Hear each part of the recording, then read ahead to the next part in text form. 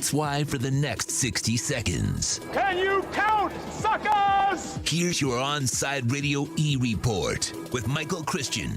100 Thieves, the incredibly popular esports organization, now welcomes some new management.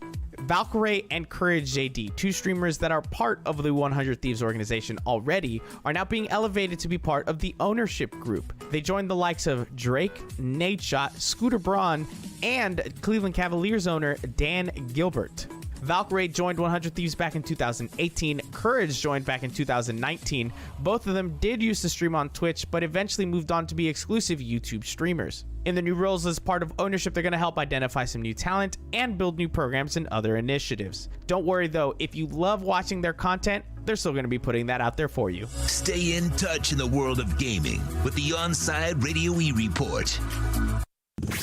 Now streaming online. OnSide Radio, the only choice for the South Florida sports fan. Time to get in the zone. The OnSide Zone. And look, man, I don't care if you're my wife. If I don't agree with you, I'm going to say it. You know what I mean? The OnSide Zone. He's a liar. And there's nothing new about that. He's full of crap. If you're believing that, I got a bridge in the Keys. It's the one on the right side. Just want you to know, when you're going south, you'll see the smaller bridge on the right. I've got that one for sale if you're interested. You can join us on the OnSide Sports Line, 888-441-4623. That's 888-441-4623. That's the one boy band that I will say, dude, I'll stand up for Boys to Men every day of the week and twice on Sundays. Love those guys. You can join us on the OnSide Sports Line, 888-441-4623. That's 888-441-4623. You can connect with us at OnSideRadio.com by sending us a text at 844-416-8123. The OnSide Zone with a big O. All right. All right, baby. Welcome aboard. Good afternoon. Yes, can't wait here. Nice 3 hours. We're going to have some fun. It's a beautiful day. A gorgeous day out there. Of course, the stadium is beautiful and pink.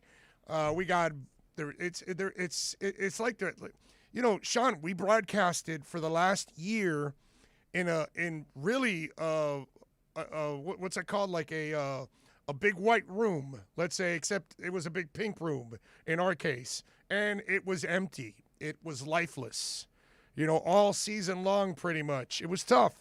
And today you drive in, and it's not just about vaccines.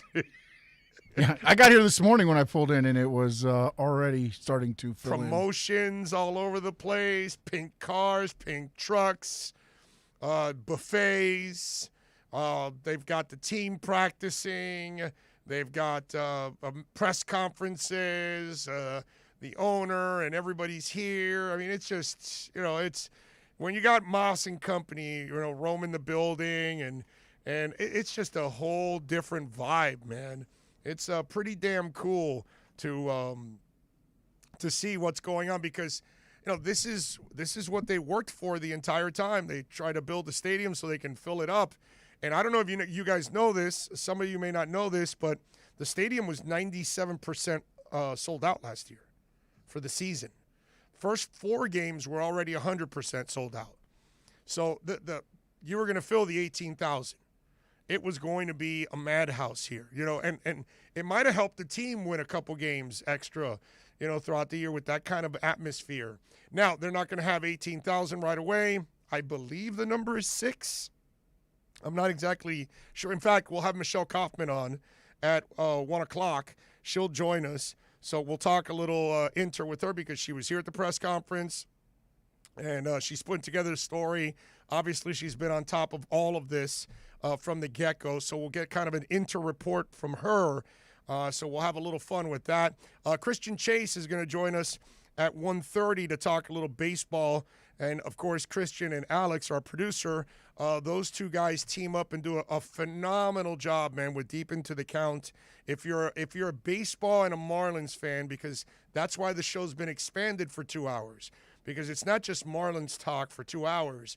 There's a lot of MLB talk that goes with it, and that's kind of the idea, is maybe an hour dedicated to local and then an hour dedicated to national. So if you're a seam head, you're not going to get that anywhere. Sorry, you're not going to get that on any station locally. None.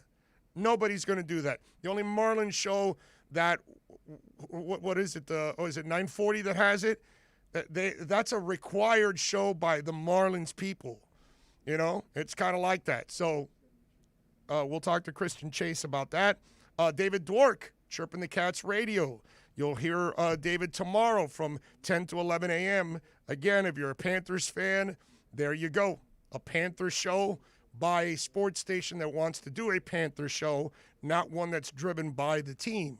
And not that there's anything wrong with that, but it just kind of shows that the station where it's at, they don't really care. They're just doing something that they'll put it on contractually, but they won't do it on their own. So we do that on our own here because we are a complete sports station. So we appreciate that. Herman, I got to tell you, dude, you stole my thunder today a little bit, you know? So you go, hello, Big O and fam. I have a question. Is Oladipo in the same universe as Devontae Parker? And so it's interesting that you brought that up because I look at, you know, we always have a round table question every day that we pose to everybody, and then the boys go out there and they tackle, you know, the question. And today's round table question, let me give it to you. Let me put it exactly the way it was written. While everyone talks about Kawhi Leonard in the offseason, which, again, that's going to be some of the talk if he is going to leave the Clippers, who goes after him, Miami's going to have cap space. What should the Heat do with Victor Oladipo? Is he an option in your eyes, or is the injury history too scary to commit? And, Herman, you stole my thunder because that's exactly where I was going. When I posed this question to everybody, the flip of that, I was thinking of Devontae Parker right away. And Miami drafted Devontae Parker, and at the moment they were rebuilding, so and they signed him to a real cap-friendly deal to keep him. If he was asking for top shelf money, I would have told him, get him out of here. But he couldn't, obviously, because of his injury history. So smart move by Chris Greer to keep him, but it's frustrating because you don't know when he's going to be available and when he's not. And you can't run a football team like that. You can't run a basketball team like that. Do you remember Chris Bosh with the blood clot, in, out, can play, can't play, out, and then he kind of held the team hostage in a way while he continued to fight to try to get back on the court and overcome his medical issue. And Miami's sitting there, and so Miami's had to deal, Justice Winslow, right? To me, Oladipo was the guy that maybe early in his career you take a chance on and you can work with him. But because of the injury history, if I'm the Miami Heat, I have to pass. He's not an efficient enough player in this game anymore. Okay? It's kind of like, you know what it reminds me of? And he doesn't have an injury history, but because he's not a great shooter, it reminds me of DeMar DeRozan. DeMar DeRozan doesn't have nearly the same value as Kyle Lowry because Kyle Lowry is a much better shooter, especially from three-point range. Where DeRozan, it's almost like he's scared to take a three-pointer because he's not very good at it. So it's kind of screwed up. And I don't think you want to deal, if you're the Miami Heat, this is not the wagon you hitch your trailer on. Okay? I'm just sorry. This is not the one that you say, oh, yeah, no, we definitely got to – he will complete it with Bam and with Jimmy. To me, that doesn't make any sense whatsoever, And so watching it last night, I feel terrible for Oladipo. Now, according to Ira Winderman, can we pull up the cut there from Ira Winderman? Ira, of course, is our exclusive insider here at OnSideRadio.com. You will not hear Ira on any station locally. You only hear him here. all week long with the reports and also with the Pallet Rack City Inside the Paint report, or the Acura Pembroke Pines Miami Heat reports. And so Ira is obviously well in tuned. And last night, he ran into a source and gave us a little heads up on what's going on with Oladipo. Go ahead.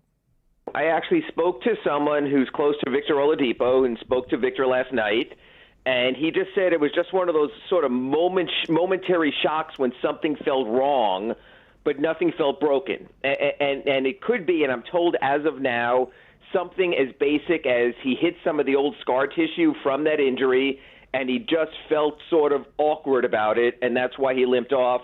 And you know what, Kai? This is so often the case after a player returns from a major injury that it could be just as much mental as physical, that you're worried that it's the worst-case scenario, and it's not.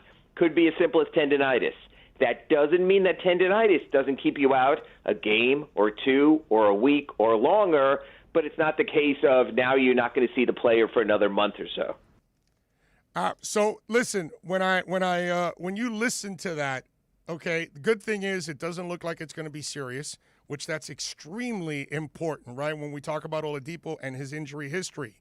And so my problem with all of this is it's too much. And in just a short amount of time over the last few years, it's one thing after another, and he's not dependable. He's just not. And I don't think as a franchise, now, if he at the end of the year, which that's not going to happen, but if he wants to sign that exemption, that $6 million exemption, if it's available, if the Heat have it, I can see that kind of a gamble. But your cap space, that's where I would hold off a little bit. You know what I'm saying? I would just give it a second, and I would say, nah, this is not worth it for the Miami Heat. So I just think that it's a situation that I think it's spelled out. If you re-sign Oladipo, you're going to tie yourself down to a salary. You're going to tie yourself down to a player that unfortunately is unreliable. It's not a player that you can guarantee will be there. And it's a player, you heard in that cut with Ira, he talks about how it's mental also. So how long will it take for him to get rid of that mental aspect of it? Because if it keeps happening, then he has it in the back of his mind. And I can tell you from experience, okay, not playing in the NBA, not dealing with a bunch of injuries, but the weirdest thing that I have to deal with all the time, I got 5 stents in my heart, okay? I got those things installed a few years back, about 4 years ago, when I had a real scare that 2 of my arteries were like 97% blocked, and I almost had a heart attack basically, and croaked. And so, but it's funny because anytime I have gas or just anything, any kind of funky movement or whatever in my chest, it makes me nervous. And again, it's just something I can't control because mentally it's in my head because I've already gone through a couple of surgeries and I've already had them put that wire that goes all the way through your vein, all the way into your arteries from both sides, from both ends. And that's a feeling like no other, ladies and gentlemen, okay?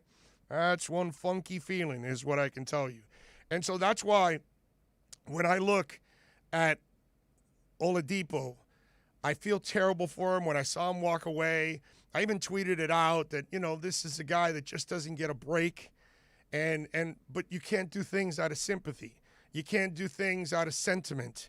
And sometimes people have it like this Heat season is loaded with sentiment. There's so many people living in a bubble, okay, because they live off of what happened last year and they expect the same thing. And, a lot of people, it just doesn't, you can't get emotional about this. And you can't be a cheerleader about this and hoping that he breaks through. You got to look at the reality. And the reality is he's constantly breaking down. And if you're going to spend your money and a big chunk of money on a player, it's got to be a dependable player. It's got to be somebody that you can count on and can be a difference maker. And You might even take that chance if he was efficient and the kind of player that really perfectly fits in this league. Right now he doesn't because he can't shoot the way you need him to shoot. And you know you're not going to live drive and twos when the math says you need more threes. You know, that's just the way the game is. Oladipo is a guy that unfortunately his injury history and his inconsistencies as a shooter really dictate what you should do if you're the Miami Heat. Pass, unfortunately. That's all I can say. Inter Miami CF fans, join us every road game as we broadcast live from Dangerous Minds Brewing Company, 1901 North Federal Highway in Pompano. Join me and Alex Dono. Enjoy the delicious food and incredible house drafts and giveaways. Inter Miami CF fans, your new home for every road game is Dangerous Minds Brewing Company in Pompano. Follow them on Twitter at Dangerous Minds B and Instagram at Dangerous Minds Brewing. We'll be right back to the Big O Show. You can join us on the OnSide Sports Line, 888-441-4623. That's 888-441-4623. Inter Miami CF fans, join us at our new home this season for all away games as we broadcast live at Dangerous Minds Brewing Company, 1901 North Federal Highway in Pompano Beach. Join Big O and Alex Dono for the live pregame, halftime, and postgame shows while we watch the games. Enjoy meticulously brewed beer on site, delicious artisanal pizzas, live music, and giveaways. So, the new home for all Inter Miami road games is at Dangerous Minds Brewing Company at the Pompano City Mall, where they'll feature all the Inter Miami games. Follow them on Twitter at Dangerous Minds B and Facebook and Instagram at Dangerous Minds Brewing, and visit them at dangerousmindsbrewing.com. I'm Ryan Seacrest. First responders are people who stand for a greater purpose. They will be there for you when nobody else is, to help you, your family, your community. This is their selfless promise. This is their sworn duty to protect, to serve, to help. They put themselves in harm's way for us. They come to the rescue at times when we need them most. First responders are making enormous personal sacrifices to keep showing up for us and fighting the good fight. Nearly 70% of all firefighters are volunteers. That means when they get injured or quarantined, they may not have a way to pay their rent or keep their family safe and fed. No matter who you are or where you live, when you call 911 and ask for help, first responders show up. Now, let's show up for the people who show up for us every day and every night. Go to firstrcf.org and make a difference today. At Baptist Health, we are ready to serve, to treat, to safely proceed with your procedure. We're ready for ER visits and office visits with skilled surgeons, advanced medicine, and multidisciplinary teams. We're ready for new arrivals and new recoveries. We are ready. We're ready to diagnose, treat, and manage anything that comes our way with exceptional care and comfort. With the same preparedness and compassion you've come to expect from Baptist Health. And we are ready. We're ready. We're ready to care for you. Take OnSide Radio everywhere you go with the MyTuner Radio app. Download the free app and listen to your favorite OnSideRadio.com host. Go to your app store, download MyTuner Radio, and search OnSide Radio, South Florida's sports station. You can connect with us at OnSideRadio.com by sending us a text at 844-416-8123. Save it on your cell phone, 844-416-8123. No better place to send your comments, ask questions, win prizes. OnSideRadio.com, the only choice for the South Florida sports fan. ADHD. It's the child who can't pay attention or sit still in school, right? The answer may be yes.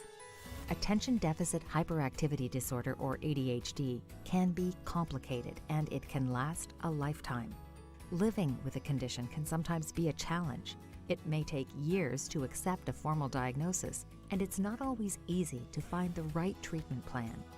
Did you know that up to 75% of children and adolescents with ADHD have at least one additional mental health condition that also requires a comprehensive approach to treatment? ADHD guidelines were recently updated to reflect the need to screen for associated disorders.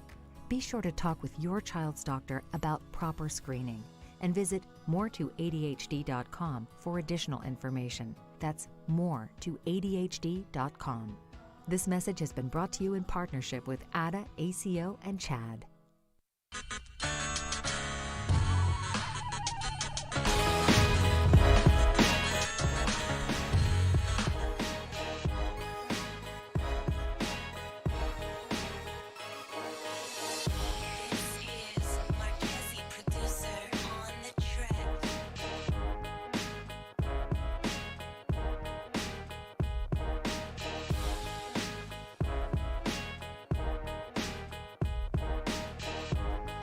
All righty. We take you, of course, till 3. Alex Donna will take over at that point. At 1 o'clock, Michelle Kaufman will stop by. We'll talk a little Inter Miami with her. Alex Aguirre is driving the program, folks. Lots of things to talk about. We appreciate all of you out there. Remember to smash that like button, as always. Give us the support. That is one of the more important things you'll do, is smashing that like button, subscribing, and obviously visiting our sponsors, which is very, very important. So lots of things that you can do to help us out. And share the links, man. Tell people we're on live, and and they can podcast and all that good stuff. So OnSide Radio continues to grow and give you guys the kind of sports talk that you're looking for. So last night, the Heat were able to overcome and beat the Lakers 110-104. And so Miami now is 2 games above 500. Butler was terrific with 28 points. Oladipo, actually, he was efficient last night. He shot 2 of 3 from three-point range. He shot 5 of 8 from the field. He scored 18 points on 8 shots. That's called efficiency. On a night where he had, now listen, it's like that. You're gonna have an efficient night every once in a while, but most nights of yours aren't going to be efficient. By the way, that drive by Bam at the end to kind of seal it, that dude is amazing, bro. That dude is amazing. Dragon did not shoot well at all. Listen, and then you had the Oladipo injury. But one of the things, there's a trap that Heat fans are falling for, and I talked a little bit about this yesterday. I love all the teams locally. That's not going to stop me from calling things the way I see it, okay? And I see a trap that is happening, and we've fallen for it in the past. And when I tell you 31-10, that's exactly what I'm talking about. And I'm not telling you that this team is the team of 31-10. That group, no. This team is better than that. But the expectations. And so when you end the season 31-10 and you end right outside the playoffs, there was this momentum and this excitement that kind of carried over in the offseason, where you knew they didn't have flexibility, but you kind of emotionally got tied to this team and said, yeah, no, bring them back, man. They can win 50 games if they won 30. And I was one of those suckers. I thought, you know what, give them a chance, man. Yeah, let's bring it back. They didn't have any flexibility, so they were stuck with these guys. So whatever, you signed them. All right, go ahead, move forward. And they made a huge mistake.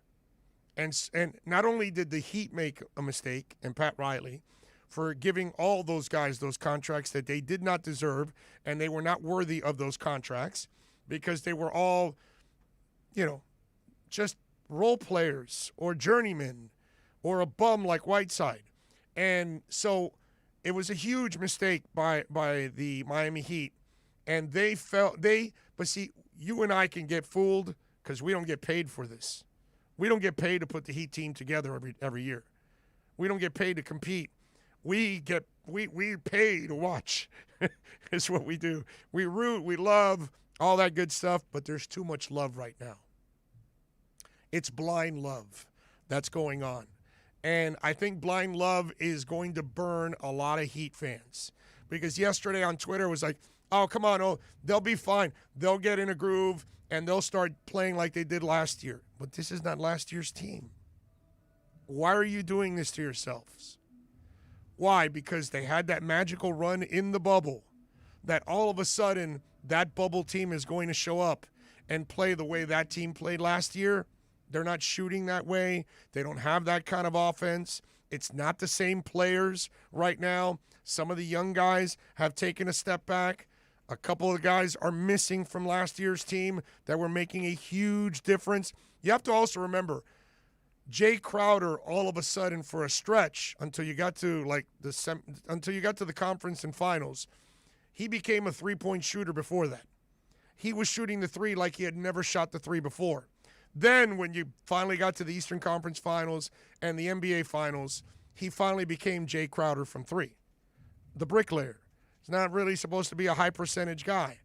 But yet, somehow or another, some miracle during that season, during that bubble time, he found his stroke like he had never found it before. Until, the carriage turned into a pumpkin and the prince turned into a frog. And then that's it. And I think there's a lot of Heat fans right now that are falling for the same thing. You're expecting something that's not realistic.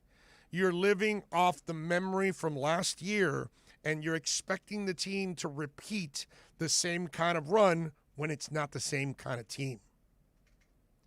Goran Dragic is not the same player. He can try, and he will, but he's not the same player.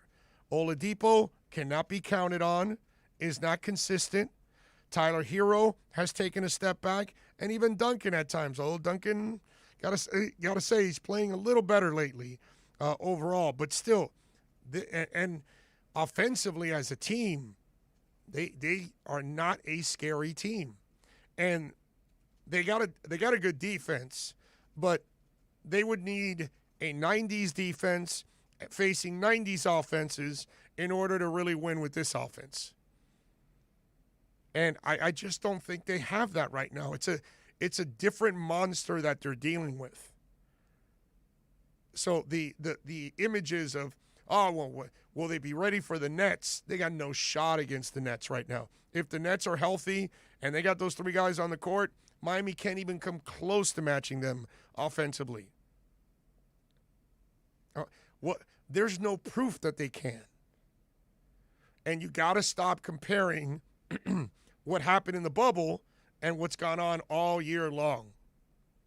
Because all year long, you have a 52-game sample size. 52 games. It's what you are. So I would tell Heat fans out there, okay, stop falling for the banana in the tailpipe. Stop living in the bubble. This is not the bubble. And this Heat team is going to burst your bubble. And you're going to be super disappointed because you put unrealistic expectations on this team. I'm going to go second round. They do that, that's good enough. They go over that, they're overachieving already. If they can do that, I love it. They'll prove me wrong like they did last year. That they went all the way to the NBA Finals and it was like, wow, this is a hell of a run. Nobody expected it. And it's sad because at that moment you were on such a roll that if Goran and Bam don't get hurt, maybe that series is a little bit more interesting. Because you had a confidence level at that point. You were effective. You were efficient. Your defense was outstanding. There were a lot of things that were going really, really well. You were excelling in an environment that others could not. But the ingredients to the cake are completely different this year. And those of you that keep waiting for the bubble, you're going to get disappointed. 888-441-4623 if you want to get in on the phone lines. The text line is 844-416-8123. That's 844-416-8123 if you want to get in on the program as we take it till 3 o'clock, and then you know who takes over at that point. It is Alex Donald. Dolphin Jeff, by the way, from Long Island says, I never saw the Kurt Warner breakdown on Tua, but I did see David Carr talking about Tua last night, and he compared him to Steve Young, the way Tua runs, his arm strength, and the way Tua throws across the body. I never thought of Steve Young. I didn't think about Drew Brees. Check it out, Tua haters. I saw it. I'd love to play that audio, but you need the video in order to play that audio. You know what I'm saying? But it was a really nice breakdown by David Carr. I thought he did a really good job. Again, Gus, is Gus 1388 already on the chat board? Well, there he is. He sent me a tweet. Was it last night or this morning? I'm not sure, Gus. My mind is going 1,000 miles an hour. But he sent me a tweet last night about the David Carr thing. And I said to him that if you watch the film, okay, you'll realize that Tua's the guy. You'll realize it. You'll see it.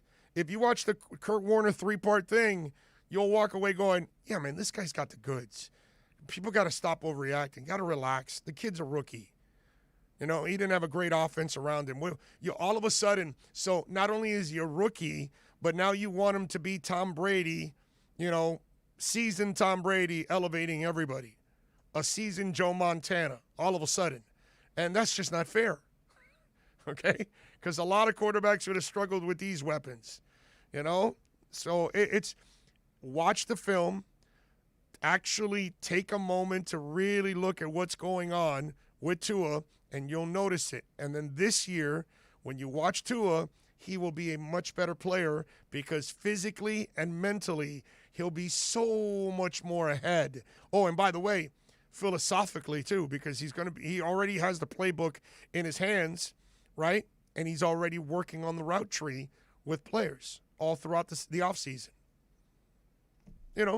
That's what you need in order to get where you got to go. Because a quarterback has to have a good feel for all the receivers, their speed, when they break, he may have to throw one route a little quicker than another guy because one guy's a little slower, the other guy's a little faster. So you've got to have that timing and that feel with different players. Again, laziness is the reason why you have that negativity out there for Mr. Tua. Every Monday, Heat and NBA fans now can catch the best hour of basketball talk when Ethan Skolnick and Ira Winderman host the Pallet Rack City Inside the Paint show. Listen to two of the most knowledgeable and connected reporters in the business, baby. Get year-round insight every Monday from 10 to 11 a.m. with Inside the Paint on the home for hardcore basketball fans, OnSideRadio.com. Now streaming online. OnSide Radio, the only choice for the South Florida sports fan. Hey, it's Big O for EJD Construction, your custom home builder, additions and home remodeling. Our lives have changed. We're making our homes more of an oasis. Call the right place. Call the right people. Eric at EJD Construction for over 16 years. A-rated member of Angie's List in the Better Business Bureau. 305-433-4843. That's 305-433-4843 for EJDconstruction.com. Join the Inter Miami family in 2021 by becoming a 2021 season ticket member. Enjoy enhanced access benefits and pricing not available to general fans. Visit intermiamicf.com/tickets for more information. If you missed Man of the Match with Alex Dano, you missed. I think we need to normalize the nickname Dick again. There used to be a lot of dicks. Now, people think about the male anatomy. I don't know why we can't use Dick as a nickname. There was something the strong, silent type would have the name Dick. Yeah, sure, it was a nickname for Richard, but Richards now will just go by Rich or Richard. Like, nobody goes by Dick anymore. I think we need to normalize Dick. Man of the Match with Alex Dano from 3 p.m. to 6 p.m. With Make-A-Wish, the impossible becomes possible. A girl battling cancer can become a race car driver battling the course. The boy showing all the nurses his fire trucks can take the helm of a real one. Wishes can give kids with critical illnesses the strength to keep fighting, get better, and grow up. Where there's a wish, there's a way. Wishes need you. Visit Make-A-Wish at wish.org. Saturday mornings, 9 a.m., Sean Stanley hosts the Square Circle Digest. But to be the man, you gotta beat the man. And I'm saying, woo, right here. I'm the man. Now, wrestling fans have a place to call home as Sean covers the very colorful world of wrestling. Tune in every Saturday from 9 to 10 a.m. on the home for sports fans worldwide, OnSideRadio.com. OnSide Radio continues to grow. To make your life easier, you can now find your favorite sports station by downloading the MyTuner Radio app and listen to your favorite OnSideRadio.com host or catch a great Inter-Miami CF match. Go to your app store, download MyTuner Radio, and search OnSide Radio, the home for the South Florida sports fan. Hello, Inter-Miami CF fans. Download the Drink AR app and play inside a first-of-its-kind virtual soccer stadium, hosted by Bodega Trevento and Inter-Miami CF, and celebrate your passion for soccer from the comfort of your own home. Find the download links on our Instagram account at Treventus and get our wines delivered straight to your home with a discount for all Inter-Miami CF fans. Discover Trevento, a shared passion. Keeping you informed in the world of sports.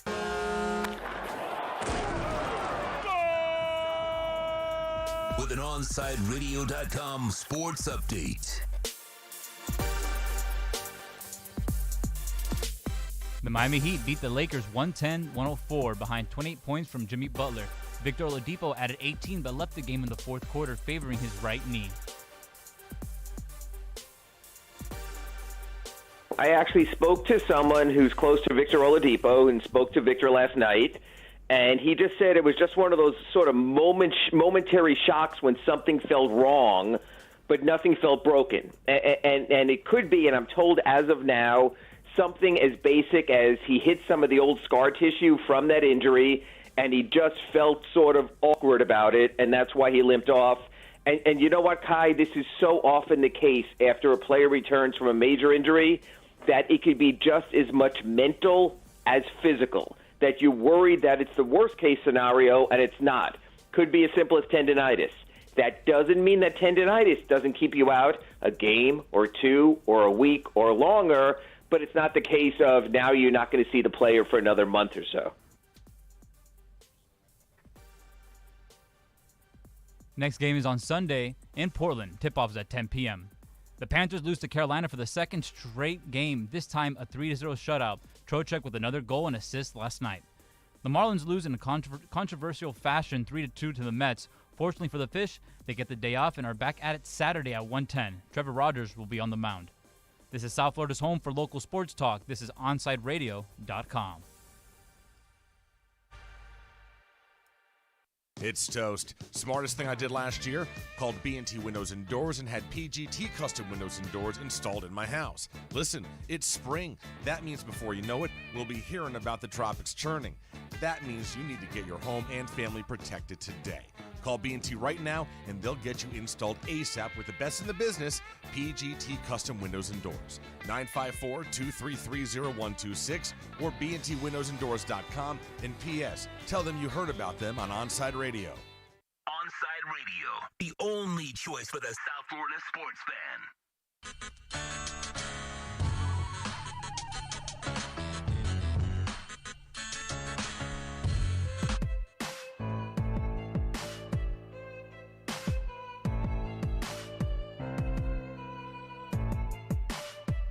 All righty.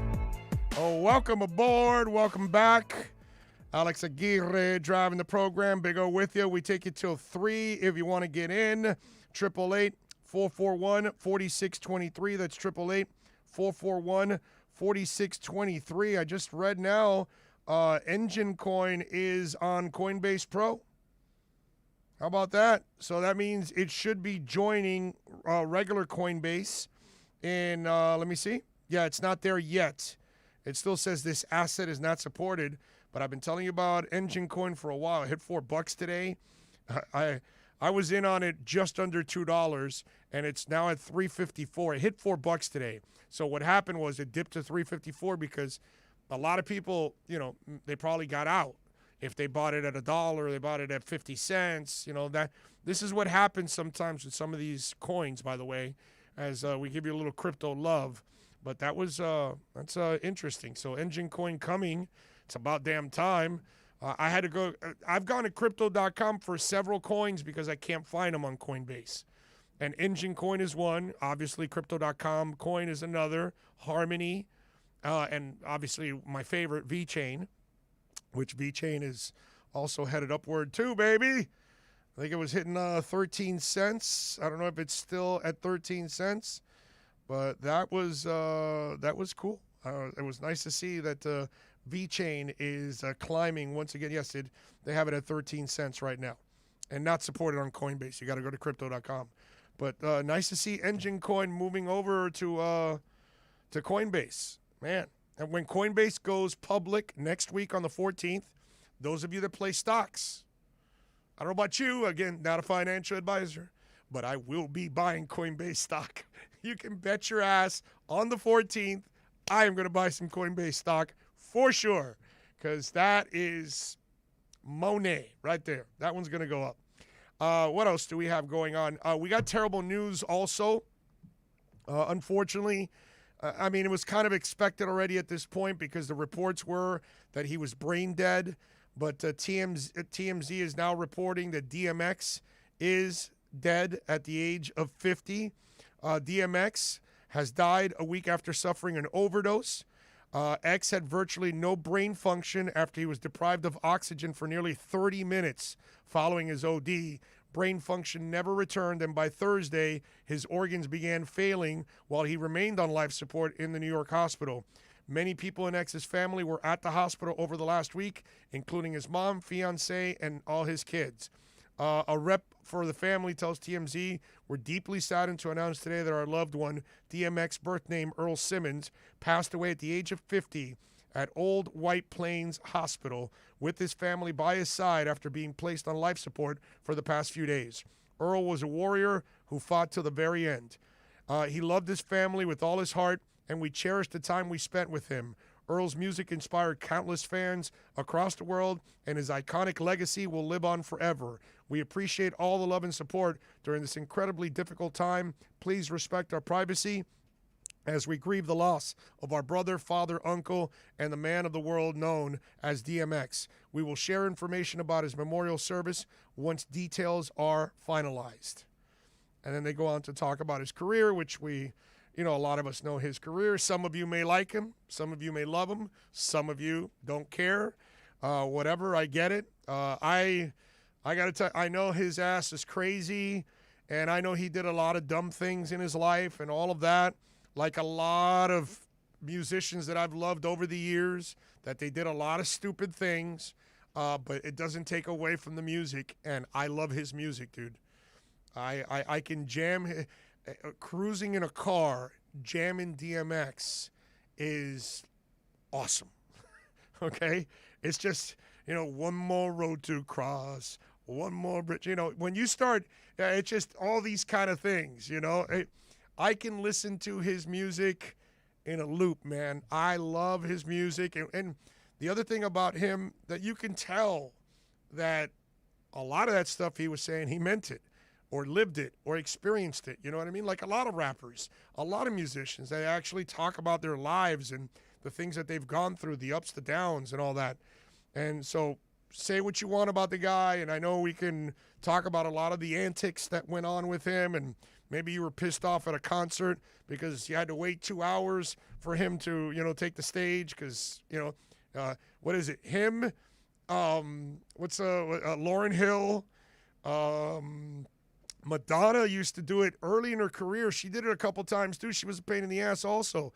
Not as much later on in her career, but there were times where she kind of, made her audience wait a little bit too long. Not like DMX and Lauryn Hill. They will make you wait for hours and sometimes not even show up.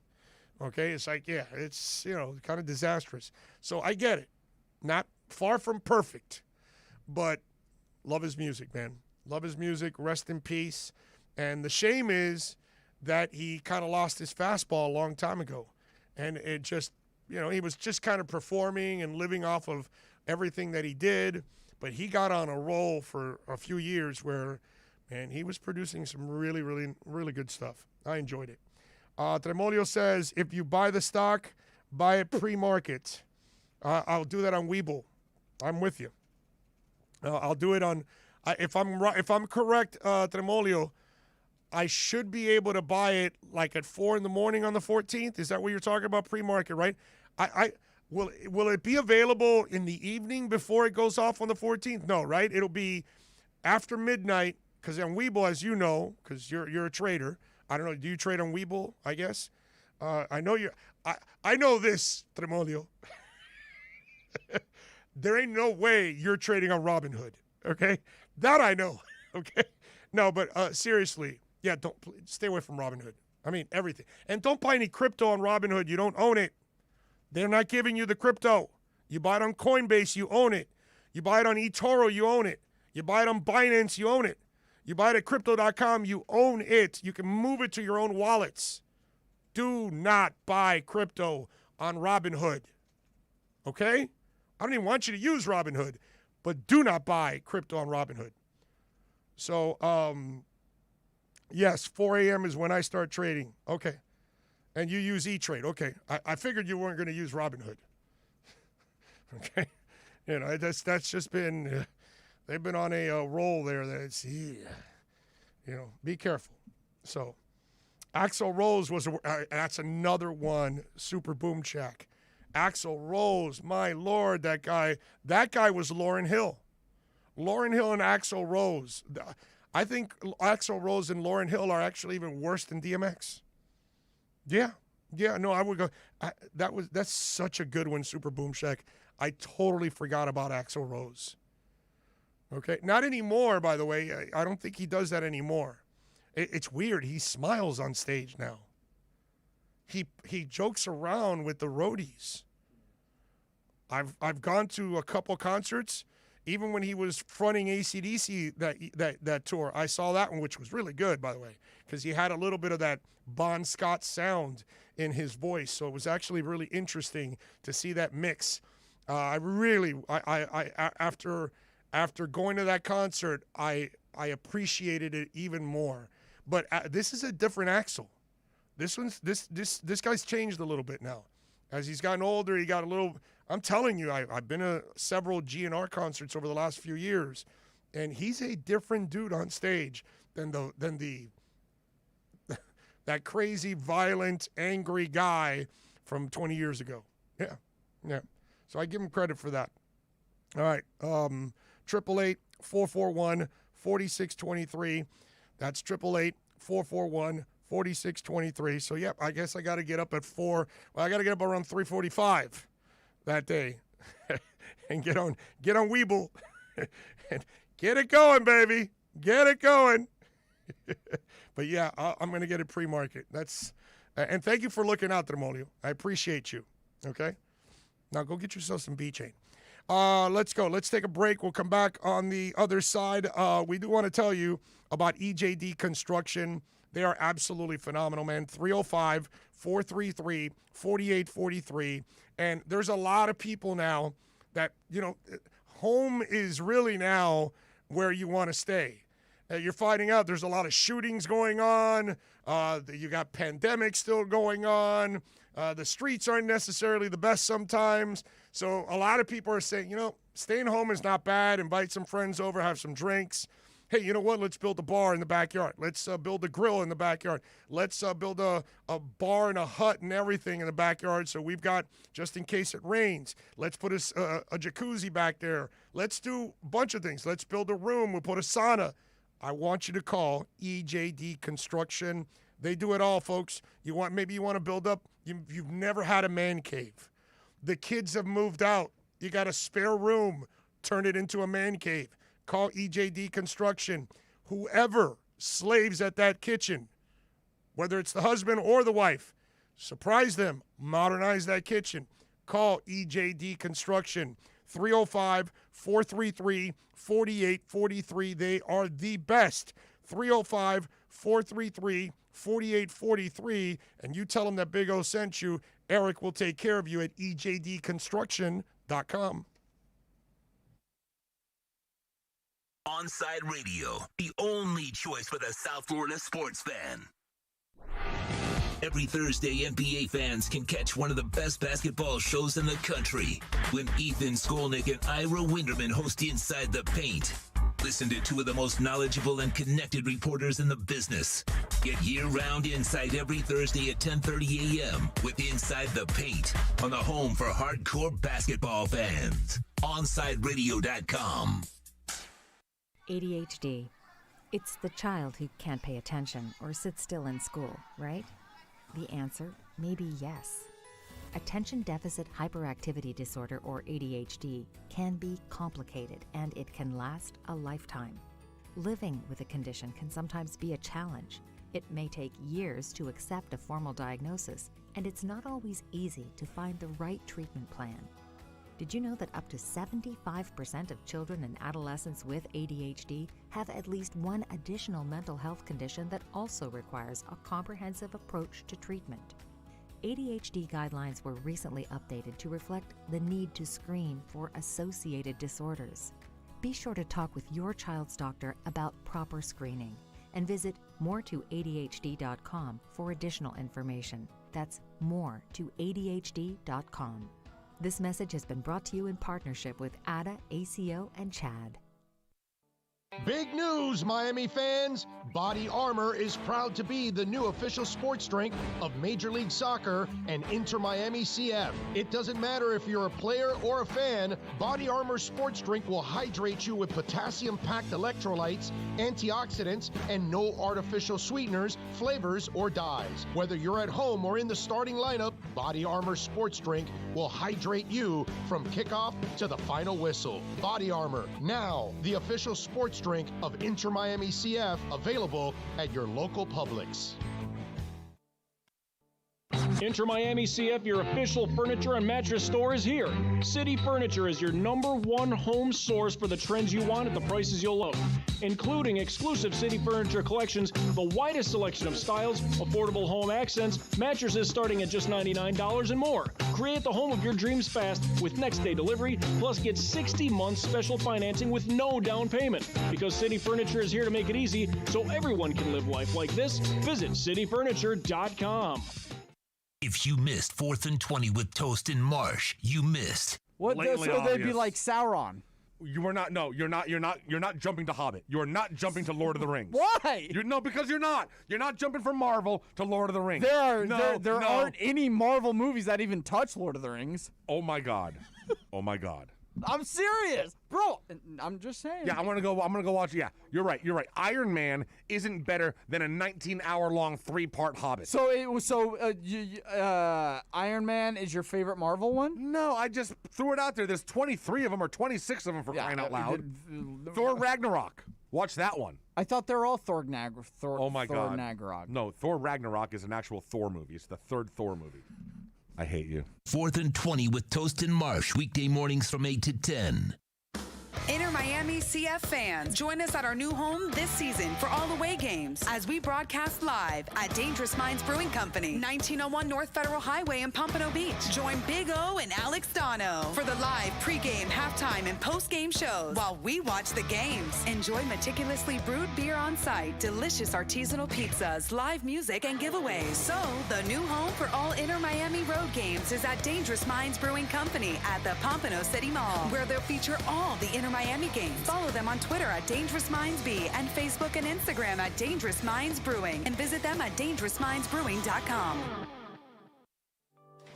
At Baptist Health, we are ready To serve. To treat. To safely proceed with your procedure. We're ready for ER visits and office visits with skilled surgeons. Advanced medicine. And multidisciplinary teams. We're ready for new arrivals. and new recoveries. We are ready.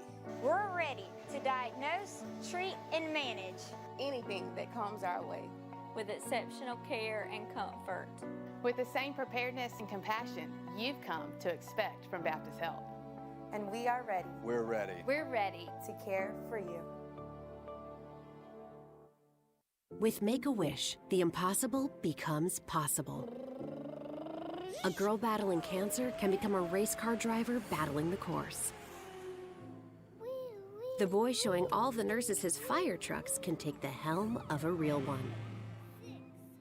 Wishes can give kids with critical illnesses the strength to keep fighting, get better, and grow up. Where there's a wish, there's a way. Wishes need you. Visit Make-A-Wish at wish.org.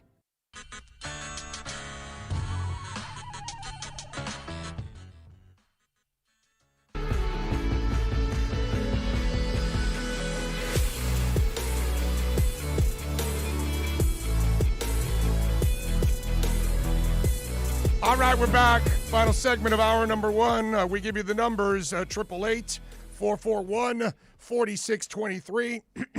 That's 888-441-4623. And you use them. Let's go first. We got a couple calls here. Rick in Carroll City. Rick is up first. Rick, how you doing, my brother? You're on OnSideRadio.com. Hey, Big O. How are you, buddy? Exceptional, my friend. What you got for us?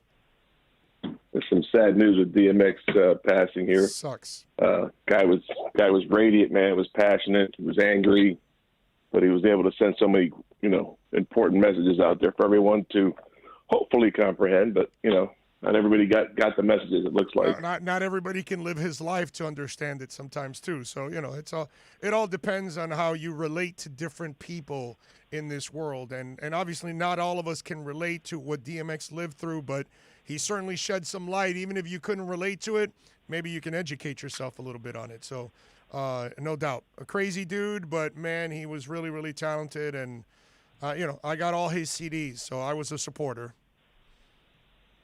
Amen, brother. What you got? I had a question with you. I mean, I've listened to you the past couple of days, and you were referencing an interview, I think, with similar to Kurt Warner, and how kind of Tua resembles that. Yeah, if you go situation. to YouTube, Kurt Warner has a channel, and he breaks down quarterbacks, and he did a 3-part series on Tua, and they're like, it's 30 minutes total. It's like one's 11 minutes, one's 9, one's 10. And it's quickly to watch him, but he breaks down a ton of his passes throughout the year and explains a lot of stuff. And you walk away, really, I think, feeling a lot better about Tua because you hear him explain all of this stuff. And I just think that it's really educational for people to check it out. Yeah, I've looked at a lot of different people and their perspectives over the past actually 2 years now. And the one thing that I noticed from him that I noticed right away from Ryan Tannehill, and I remember telling you, like the following week after his first game with the Texans, and I told you, I said, this guy can't see the field. No, of course not. And I saw that way back when. I've seen that, and I've always told you that over the last 20-some-odd years that I've been calling in. If you can see the field, you can see the field. If you can't, you can't. And he's, in my opinion, Big O, as a fanatic as I am, of this organization, but you see what's there, and I understand all the great things you point out. He's recovered, he did this, he did that. I understand all that, but at the end of the day, when he's got to make decisions and he doesn't have much time, and he's small, because he is small, it's hard for him to see the entire field. And I think when you're in college and you have that behemoth offensive line and you're dominating the line of scrimmage, you've got more time. Well, so his biggest challenge is he going to be able to make that jump? Because, it's a transition. Rick, hold on a second. All right, I appreciate the phone call. Let me explain now. You can hear the answer now because I got to go to Paul next in Miramar here. I appreciate the call. I explained a little bit about this yesterday. And so where you don't want to get tied up, ladies and gentlemen, is he knows how to move to use those passing lanes. And to me, that's the important part about it. You have to be intelligent when you know you don't have the size, and you're Russell Wilson, and you're Drew Brees, and you're Tua, and, Steve Young wasn't necessarily a really tall guy either. You use your mobility in order to set yourself up in those passing lanes. Now, if your offensive line is a disaster and it's constantly breaking down, it will make it that much harder. But if your offensive linemen are stout enough to block and open up the holes, then you will have passing lanes to see through. And then you have worked on the route tree all throughout the offseason, preseason, and training camp. So timing goes there next. And so now, a lot of times, Drew Brees doesn't see the other side of the field, but he's throwing to a spot that he has already thrown to 1,000 times with the same receiver, and then he knows that receiver will be in that spot. So it's about anticipation. And if you look at it, he's also an anticipatory thrower. That's very important. If you cannot anticipate where somebody's going to be, then you're going to have problems with that. And this kid has the intelligence to do that. Rick, thanks for the phone call from Carol City. Let's move on. Let's go to Paul in Miramar. Paul, you're up next on OnSideRadio.com. Hey, Big O, what's going on? Listen, I just was telling your guy that answering the phone, Alex, it's just a pleasure, man, to get out of work and get in your car and be able to put on the radio and hear South Florida sports and not have to listen to some bull crap about another team from another state that you can give to a rat's ass about and sit there and have to go through all this other bull crap talk to, again, never hear them talk about your team once or twice in 20 hours. It's just an honor, and I wanted to thank you, man, for starting this thing up, man. It's balls to the walls. I love it. Thank you so much. I appreciate you. And let me tell you something. You have to thank Jorge Mas, because he's the guy that understood what we want to do in the vision, and he's the guy that's really helping us create this platform. And he's a South Florida guy. I'm a South Florida guy. Jorge Mas has been listening to my show for over 20 years. So he goes, hey, man, I want it to be about us. And that's exactly what we're going to do on this station. It is going to be flooded about South Florida sports. And I want the South Florida fan that lives anywhere in the world to be able to pick up the app and go to radio.net or go to Simple Radio or any of our apps and just turn it on and say, that's it. I'm going to find out about everything in South Florida sports because I listen to OnSide Radio and they're not piping in a whole bunch of BS from all over the country. I appreciate you. Right. Thank you, Paul. Hey, one more thing I wanted to say to you and going, and don't get fired up, but I'm just saying, I don't know, boss. To be honest with you, I think, I hope, I know we got this 1-3 coming from San Francisco, but I sure the heck hope it turns out to be worth giving up on Kyle Pitts for that pick. I think don't panic, dude. You're allowing media members to stir up panic when there shouldn't be any panic. Maybe Pitts or Jamal. I think it's a Pitts or Chase thing. I've said from day one. So I'm fine if you end up with Pitts or Chase. Either way. So don't worry about it. Trust the people that they've got now. No, I do trust them. I do trust them. Yeah. See, we needed stupid luck when we had morons running it. But now you don't need morons. You don't need morons. You don't need luck because you actually have competent, intelligent people in the front office. Hey, one more thing. Oh, you know what's funny, and I hope if they do pick Sewell, it will be so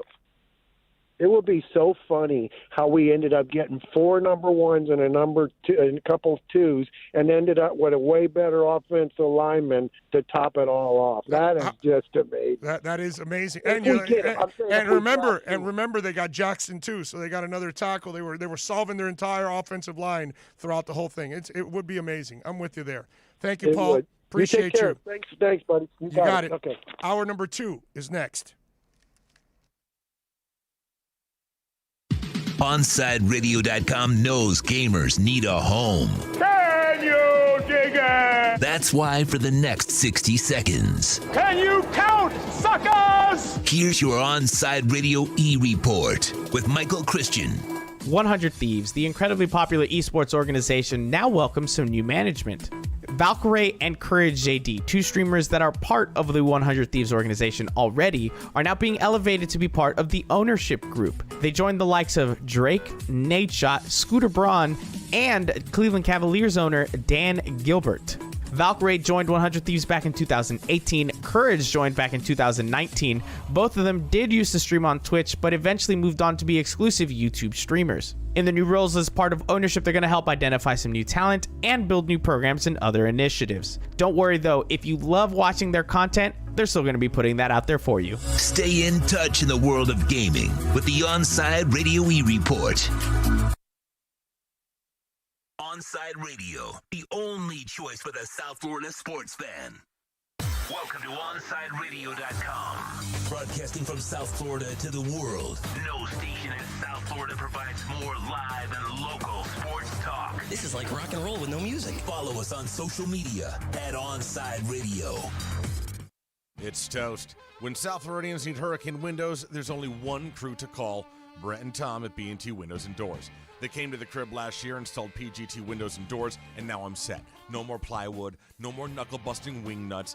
PGT windows and doors will keep me and my family safe the next time a named storm comes rolling on through. Call B&T today, 954-233-0126, or bntwindowsanddoors.com. And P.S., do me a favor, tell them you heard about them on OnSideRadio.com.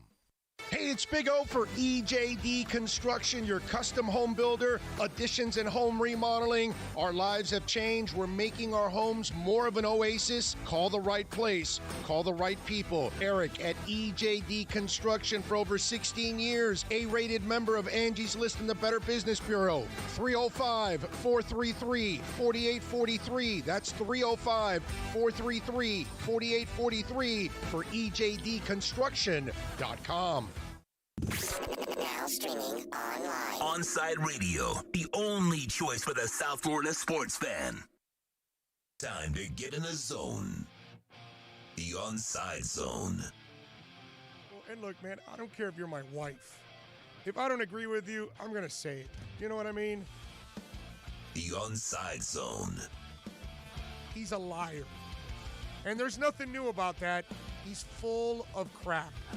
If you're believing that, I got a bridge in the Keys. It's the one on the right side. Just want you to know, when you're going south, you'll see the smaller bridge on the right. I've got that one for sale if you're interested.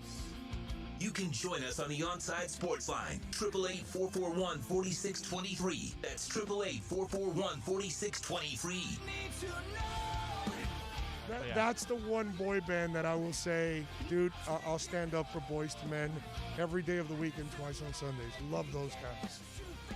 You can join us on the OnSide Sports Line, 888-441-4623. That's 888-441-4623. You can connect with us at OnSideRadio.com by sending us a text at 844-416-8123. The OnSide Zone with a big O. All right. All righty. Yes, sir. We are ready to go, baby. We take you, of course, till 3 o'clock. Alex Donna will take over. We have a big day here at the stadium, press conference, teams here, owners here, media's here. There's pink cars and pink trucks all over the place. It's a beautiful pink stadium with Auto Nation as the sponsor. So it's a big day here. And guess what? When there's big things going on, you got to go to one person that you know is covering all the big things going on with Inter Miami FC, a CF that is. And, of course, that is Michelle Kaufman from the Miami Herald. Follow her on Twitter at Kauf Sports and catch her work there at the Miami Herald like I do. Michelle, good afternoon, my friend. How are you doing? I'm doing good, thanks. I'm busy writing 2 different Inter Miami stories, so you'll get to read all about it once we get off the phone. So what'd you think, first of all, of the MLS writers picking Miami to finish like 17th in the conference when there's only like 13 teams or 14 teams or something? Well, I mean, I guess it remains to be seen. You know, they have a lot to prove. You know, I guess they'll use it as locker room fodder, right? They have a lot to prove. They really did not. You know, I don't know why anyone would think. I mean, around here we think that they're going to be better because we know about the new energy and the new coach and everything. But there's still a lot of skeptics out there. You know, the coach is a foreign coach. He's never coached here. You know, they didn't really change that much on the roster. So it's pretty much a similar roster with, you know, some new players and some still to come in the summer. But, yeah, I mean, I don't know. We'll see. But preseason predictions don't mean anything, really. None of those people have seen the team play even once. They haven't even had a single open practice, open game. So anyone who's making predictions is just making them out of thin air. You know, there's no basis to make a prediction at this point. There really isn't.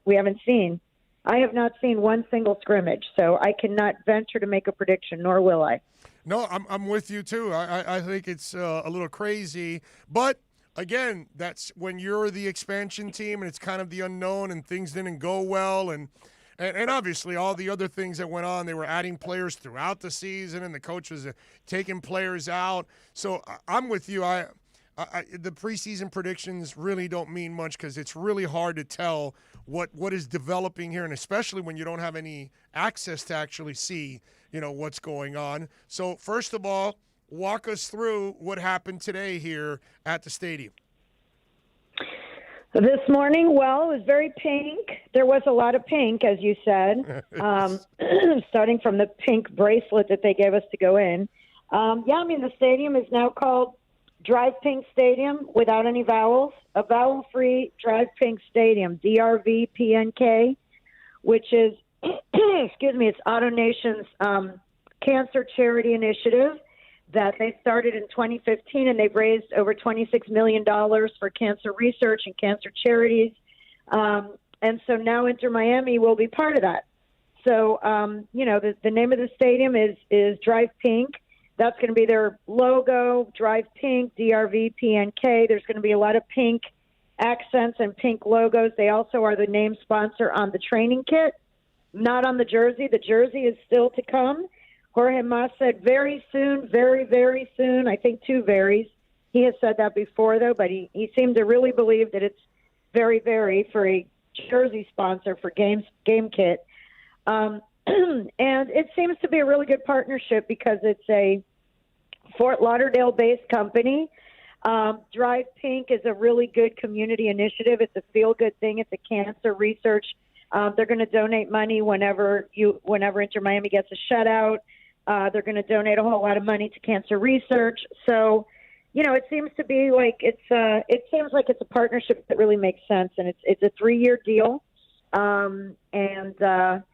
That was the news today. Just the excitement over. Both parties were very excited at the announcement today. Are you here on Sunday? I will be here on Sunday. I will be there on Sunday. Yes, for the only preseason game that we get to see as media, which is against Toronto. Yeah, I will be there for that. I did watch the training. By the way, one little tidbit is Coach Phil Neville's son Harvey has been training with the team. He's a young lad out there, 18 years old, and he had been in Manchester United Academy. We all noticed him. We said, "Who's that young kid?" And I said, "Oh, maybe it's Phil Neville's son." Well, the first thing I said is it's the son of the AutoNation CEO. That's part of the sponsorship deal. But I was just kidding. But then after that, I said maybe it's Phil Neville's son, and it was. It is Phil Neville's son, Harvey, 18 years old, is training with the team. Enzo Zidane is no longer training with the team for anybody who's keeping tabs on that stuff.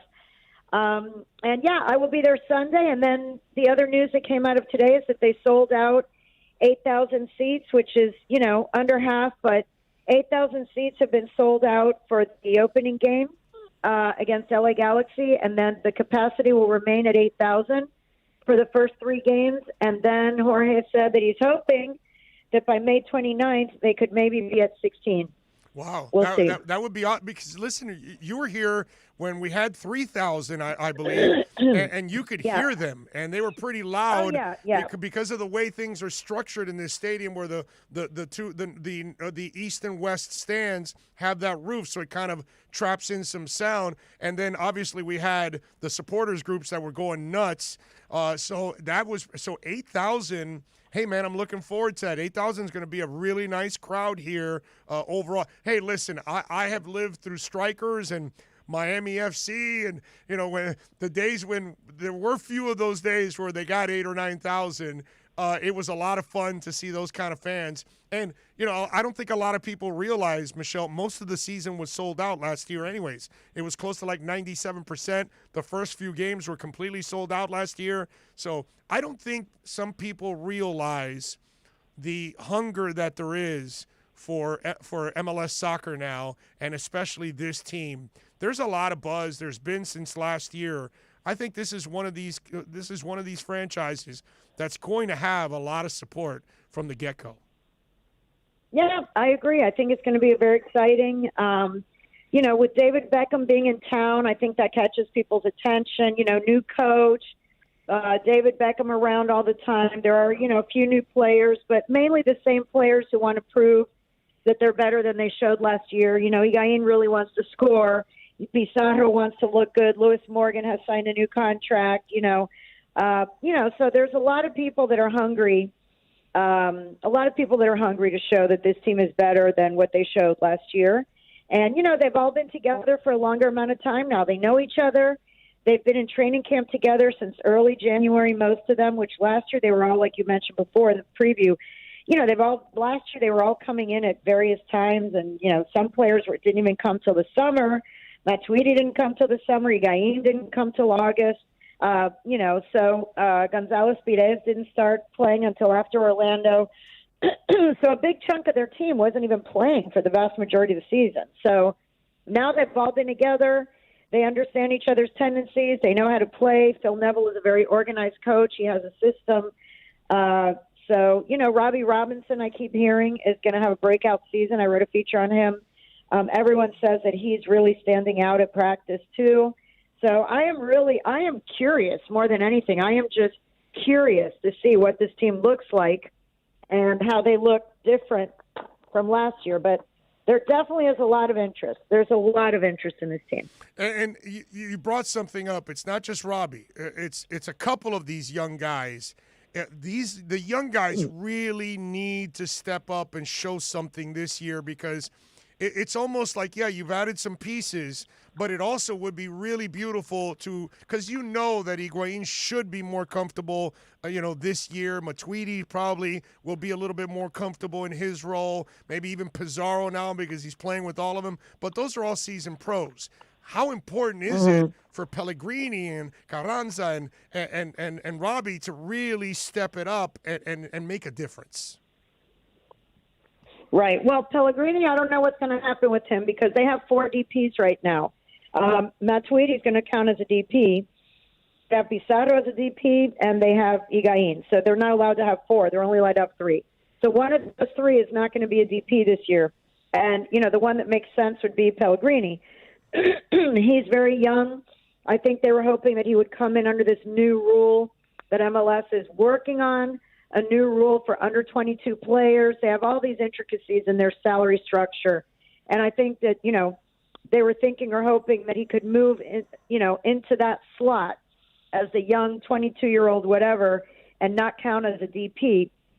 At the moment, by next Sunday, one of those 4 people is not allowed to be a DP anymore.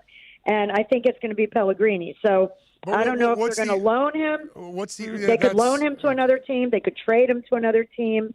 Right now the windows are closed. Most of the windows internationally are closed. But he could be loaned or traded to another MLS team. Brazil is one window that's still open, although I don't know who wants to go to Brazil right now. There's COVID things going on. But I don't know what's going to happen with him. But he cannot stay as a DP with the other 3 guys also as DPs. One of those 4 has to be reclassified by next Friday.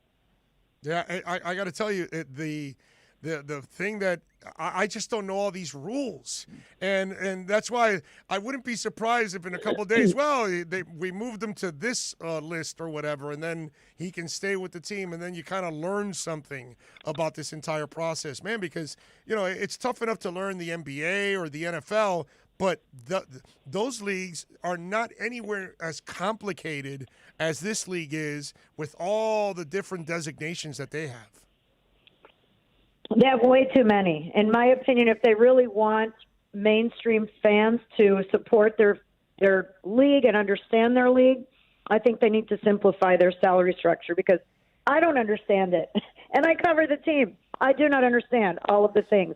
The TAM money, the GAM money, the young DP, the regular DP, now the under-22 youth movement, designation. I mean, it's too much. It's just too complicated. And, the foreign coaches who come in, that's one of the problems. They don't understand it either. The coaches come here and they're like, oh, let's get this guy. Oh, no, we can't get that guy. Well, we could maybe get him if we use some of our TAM money and some of our GAM money and some of our Monopoly money. I mean, it's like, it's crazy. I mean, I think MLS is a great league. They've come a long way. It's amazing. But I think their salary structure is so convoluted and complicated, and it's impossible to explain. If I try to explain it in a story, people's eyes would be glazed over. Right. So, they need to simplify that, I think, just for the general sports fan or sports reporter to understand it. It's very complex. But, yeah, now they're talking about, in addition to having a DP designation and a young DP designation, which is what Matty Pellegrini was, a young DP. Now they're going to have yet another classification for if you want to bring in young players under 22, but they're not quite at the level of salary of DP. Then they're going to be called a 22 youth money, whatever designation. So I don't know. Maybe he'll end up in that pool. Maybe he's young enough to be in whatever designation they have for people under the age of 22. So if that is all resolved by next Friday, then he could stay with the team. I heard or he could take a big giant pay cut. But I don't think the union would like it. I don't think the players' union would like, to know that a player took a big pay cut in order for the team to, to be in compliance with all the roster stuff. They probably would not be thrilled with that idea. But, I guess if he really wants to play here and doesn't want to go anywhere, he could offer to take a huge pay cut. But at the salary he's at now, he's a DP level salary, and the team cannot have 4 DPs, and they have 4 right now. And I don't think Matuidi's going anywhere. I don't think Higuain's going anywhere, or Pizarro. All right, good stuff there. By the way, are you going to be coming to any of the Montreal games too? Because you can have an overload of MLS this season at this stadium. I could, yeah. I haven't even seen what their schedule is. I got to look at their schedule and see who they're playing. Yeah, that might be fun. Yeah, well, that might be fun. How about Gold Cup? How about Gold Cup? Oh, I know that that is so cool that we're getting the Gold Cup in this stadium. That's going to be a lot of fun. See all the different people supporting their countries and all that. But you just gave me a great idea. A team that's going to play Inter. We can get to maybe they play Montreal before, and we get to kind of scout. Yeah, then you get to see. Yeah, we get to kind of scout them and maybe even get some interviews with them and everything. Yeah. So I think it's gonna be. I think we're lucky actually. After being so unlucky last year with everything, it's kind of it's nice to see it come full circle where they missed out on having fans here for their games. Now they're gonna have fans for their games, and now they're gonna have a second team that will, I'm sure it'll draw a crowd too, because you get 3 MLS games a week in this stadium. That's going to be a lot of fun, man. I'm looking forward to it. Yep. Okay. I agree. No, it should be fun. Should be fun. Drive pink. Drive pink. I'm with you. All right. So tell the folks what are you working on in the Herald so they can check you out. Well, right now I'm finishing up. I posted the story earlier, right at 9:30 when the announcement was made, but I have more background and more information, more details that I'm putting into that story right now. And then I have another Inter Miami feature that I'm not going to mention just because I don't know if my competitors are listening. No, but there will be 2 Inter Miami stories. There will be 2 Inter Miami stories posted by the end of today's working day. Let's put it that way. Follow her on Twitter at Koff Sports, and more importantly, subscribe to the Miami Herald and support all of our local journalists who do an excellent job. Michelle, as always, you are awesome. I'll talk to you soon, and thank you for taking time. All right. Thank you. Take care. You got it. There you go, Bye-bye. Michelle Kaufman. Good stuff, as always. All right, let's take a quick break. We'll come back. It'll be a short segment before we go to Christian Chase and talk a little baseball. Back with your calls, your texts, my talk, right here on OnSideRadio.com. We'll be right back to the Big O Show. You can join us on the OnSide Sports Line, 888-441-4623. That's 888-441-4623. She's kind of a big deal. Some people like to say it's only because of how she looks. She sticks her tongue out a lot. But there's just something about her that makes people do crazy things, like get tattoos of her face, or wait in line for hours just to say hi. Lil Bub is a 2-year-old cat, an Instagram celebrity with a following bigger than some 90s television stars. And it all started because she was adopted. You can't buy a best friend like Lil Bub, but you can adopt one. Help us save them all at bestfriends.org. Riddle me this. With all this sizzling meat and crunchy veggies nestled between toasty flatbread, who should get credit for Papa John's new papadilla? The person who invented pizza or the person who invented folding? Well, whoever it is, a tip of the tongue hat to you, sir or madam. Get a new papadilla, 4 flavors, just $6 each. Better ingredients, better pizza, better than a sandwich. Papa John's. Big O for M&S Air Conditioning. You know, air quality in your home and business is more important than ever. That's why you've got to call M&S Air Conditioning and let them install a high-efficiency polarized air filter in your AC unit. Folks, it attracts, captures, and destroys biological contaminants to improve your air quality. With stellar customer service, answering your call from 7:30 a.m. till 9 o'clock p.m. For more info on high-efficiency air filters and their preventative maintenance plans, visit M&S Air Conditioning at ac-florida.com. Inter Miami CF fans, join us at our new home this season for all away games as we broadcast live at Dangerous Minds Brewing Company, 1901 North Federal Highway in Pompano Beach. Join Big O and Alex Dono for the live pregame, halftime, and postgame shows while we watch the games. Enjoy meticulously brewed beer on site, delicious artisanal pizzas, live music, and giveaways. So, the new home for all Inter Miami road games is at Dangerous Minds Brewing Company at the Pompano City Mall, where they'll feature all the Inter Miami games. Follow them on Twitter at Dangerous Minds B and Facebook and Instagram at Dangerous Minds Brewing, and visit them at dangerousmindsbrewing.com. Every Thursday, NBA fans can catch one of the best basketball shows in the country when Ethan Skolnick and Ira Winderman host Inside the Paint. Listen to 2 of the most knowledgeable and connected reporters in the business. Get year-round insight every Thursday at 10:30 a.m. with Inside the Paint on the home for hardcore basketball fans. OnSideRadio.com. Big news, Miami fans! Body Armor is proud to be the new official sports drink of Major League Soccer and Inter Miami CF. It doesn't matter if you're a player or a fan, Body Armor sports drink will hydrate you with potassium-packed electrolytes, antioxidants, and no artificial sweeteners, flavors, or dyes. Whether you're at home or in the starting lineup, Body Armor sports drink will hydrate you from kickoff to the final whistle. Body Armor, now the official sports drink of Inter Miami CF, available at your local Publix. If you missed Man of the Match with Alex Dono, you missed. And this happens in a lot of food polls, right? When I put out a food discussion and I claim that one thing is better than the other, the people who are the fans of the thing that I don't like as much will always say, oh, you've never had my abuelita's tres leches. Well, no crap. I don't know your grandma. She's never invited me. I hate that argument. It's like, oh, wait, you think tiramisu is better? You've never had my abuelita's homemade tres leches. Well, until she invites me over, bro, how am I supposed to try? You've clearly never been to Florence where they have great tiramisu, so don't give me your crap. You've never had my nonna's tiramisu. Yeah, I haven't. And you'll never have it. She's dead. Oh, God. You'll never have it. I really wanted to. You're SOL. She didn't save the recipe. It died with her. Oh, no. Man of the Match with Alex Dono on South Florida's home for sports talk. OnSideRadio.com.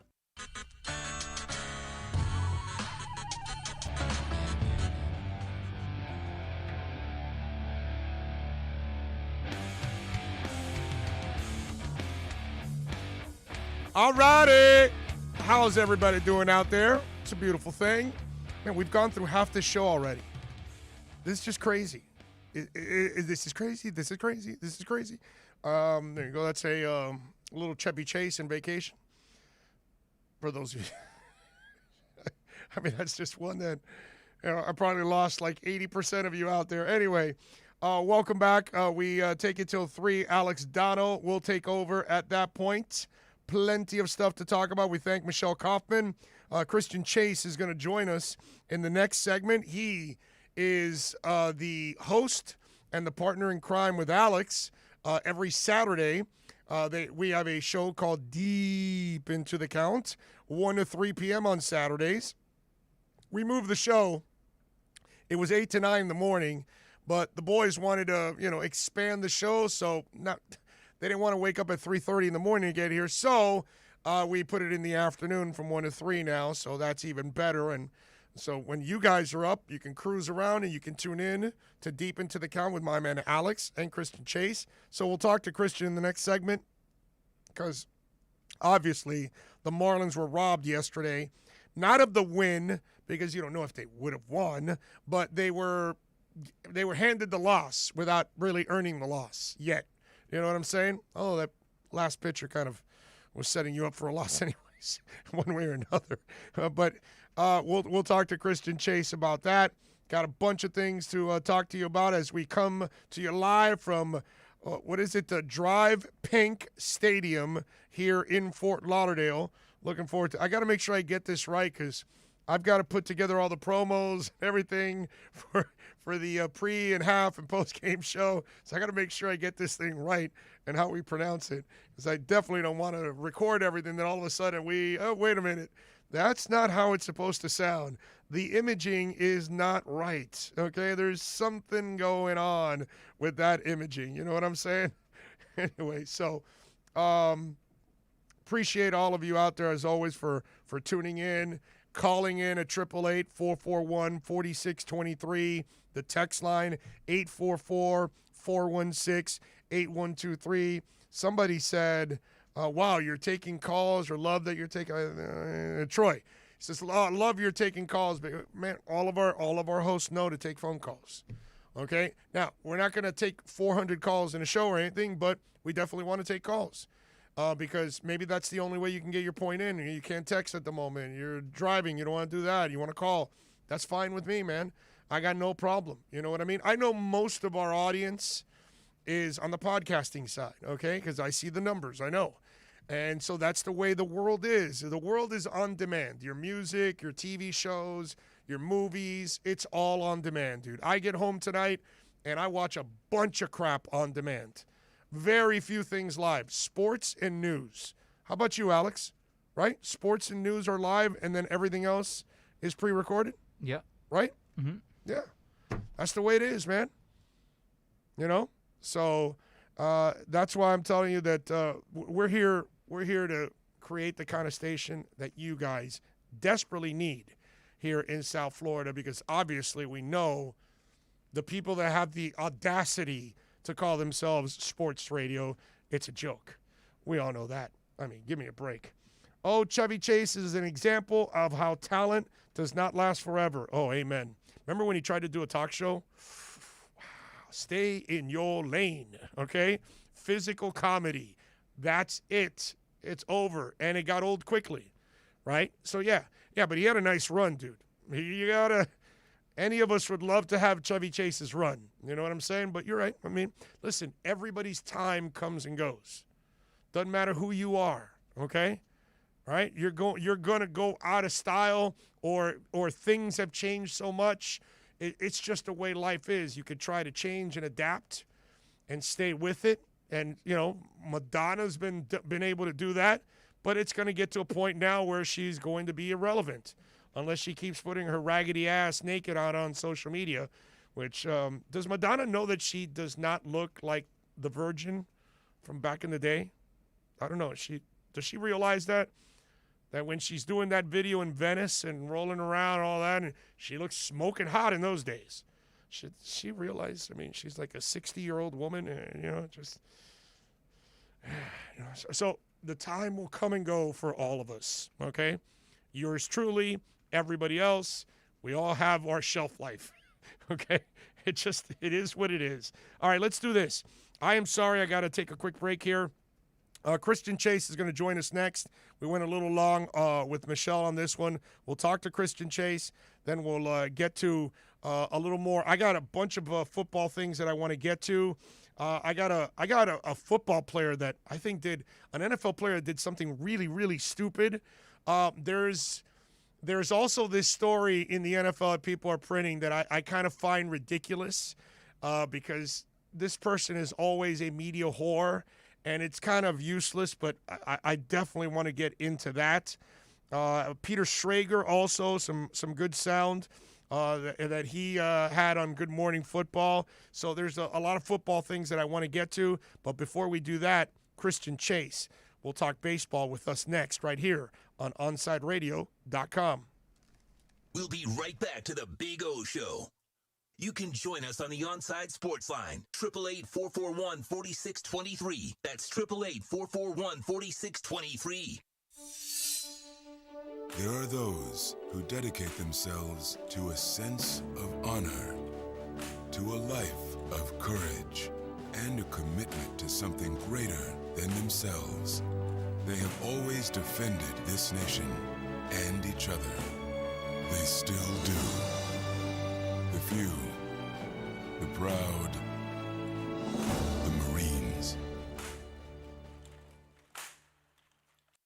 He was the heart of your family, and he taught you our history. He helped you fix your first flat. He was the best backyard DJ around, and every time he'd tell a story, he'd own the room. But now more than ever, he may feel alone. Today, older adults and their loved ones are struggling to connect, in a time when connection has never been more important. But there is something we can do.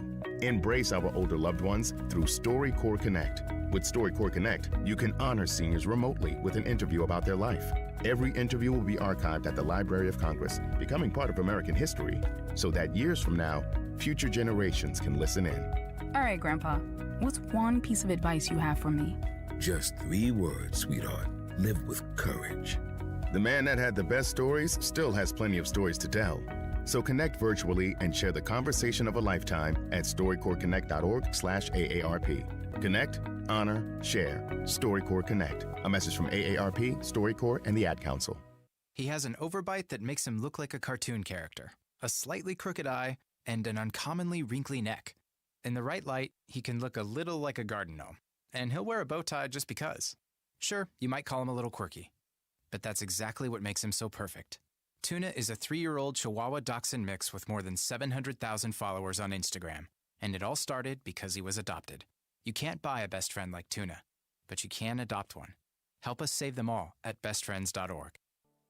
Inter Miami CF, your official furniture and mattress store, is here. City Furniture is your #1 home source for the trends you want at the prices you'll love, including exclusive City Furniture collections, the widest selection of styles, affordable home accents, mattresses starting at just $99 and more. Create the home of your dreams fast with next-day delivery, plus get 60 months special financing with no down payment. Because City Furniture is here to make it easy so everyone can live life like this, visit cityfurniture.com. Catch a South Florida staple every afternoon as Alex Dano hosts the Man of the Match. Dano covers everything from football to football to MMA. Tune in to one of the most complete sports shows in the country with Man of the Match with Alex Dano from 3 p.m. to 6 p.m. every weekday, exclusively at OnSideRadio.com.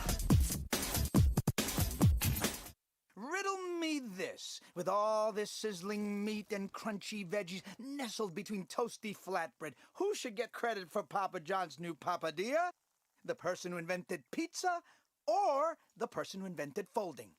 Well, whoever it is, a tip of the tongue hat to you, sir or madam. Get a new papadilla, 4 flavors, just $6 each. Better ingredients, better pizza, better than a sandwich. Papa John's. Keeping you informed in the world of sports.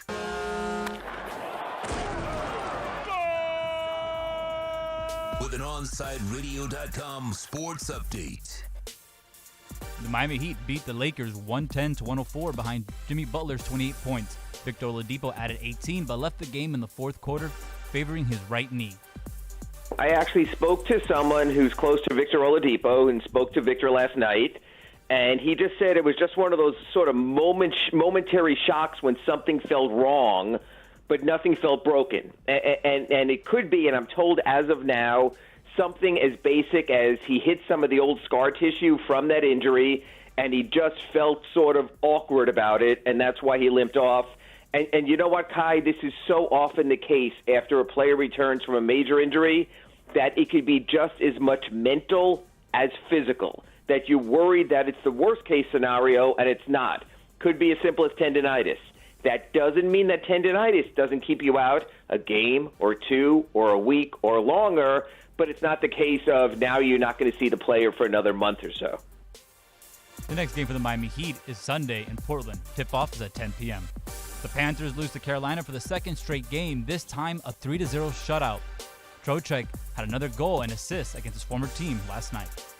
The Marlins lost in controversial fashion 3-2 against the Mets in the bottom of the ninth. Fortunately for the Fish, they get the day off and are back at it Saturday at 1:10 p.m. Trevor Rogers will be on the mound for your Fish. This is your OnSide Radio update. I'm Alex Aguirre, and coming up, it's more of the OnSide Zone with the Big O right here at OnSideRadio.com.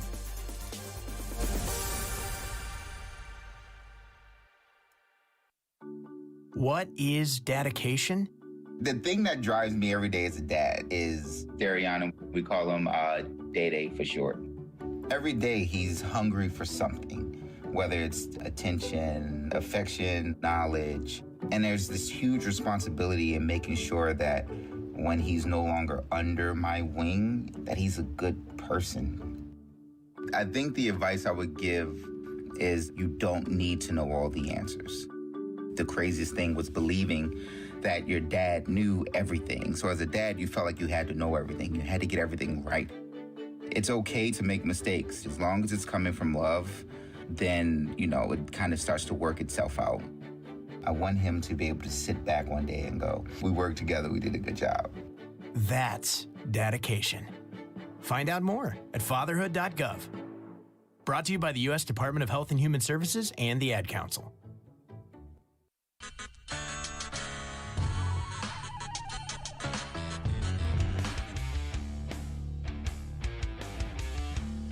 All right.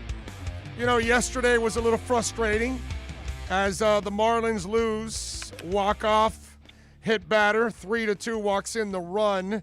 Marlins dropped to 1-6. So let's go to a man that covers the Marlins on a daily basis. And, of course, he co-hosts a show called Deep Into the Count every Saturday from 1 to 3 with our producer right now, Alex Aguirre. Both of them host that every single Saturday from 1 to 3. So if you're a Marlins fan, this is must-listen radio because it's really the only Marlins show in town that is done by a radio station, actually. So you're really, seriously, this is the one you want to listen to.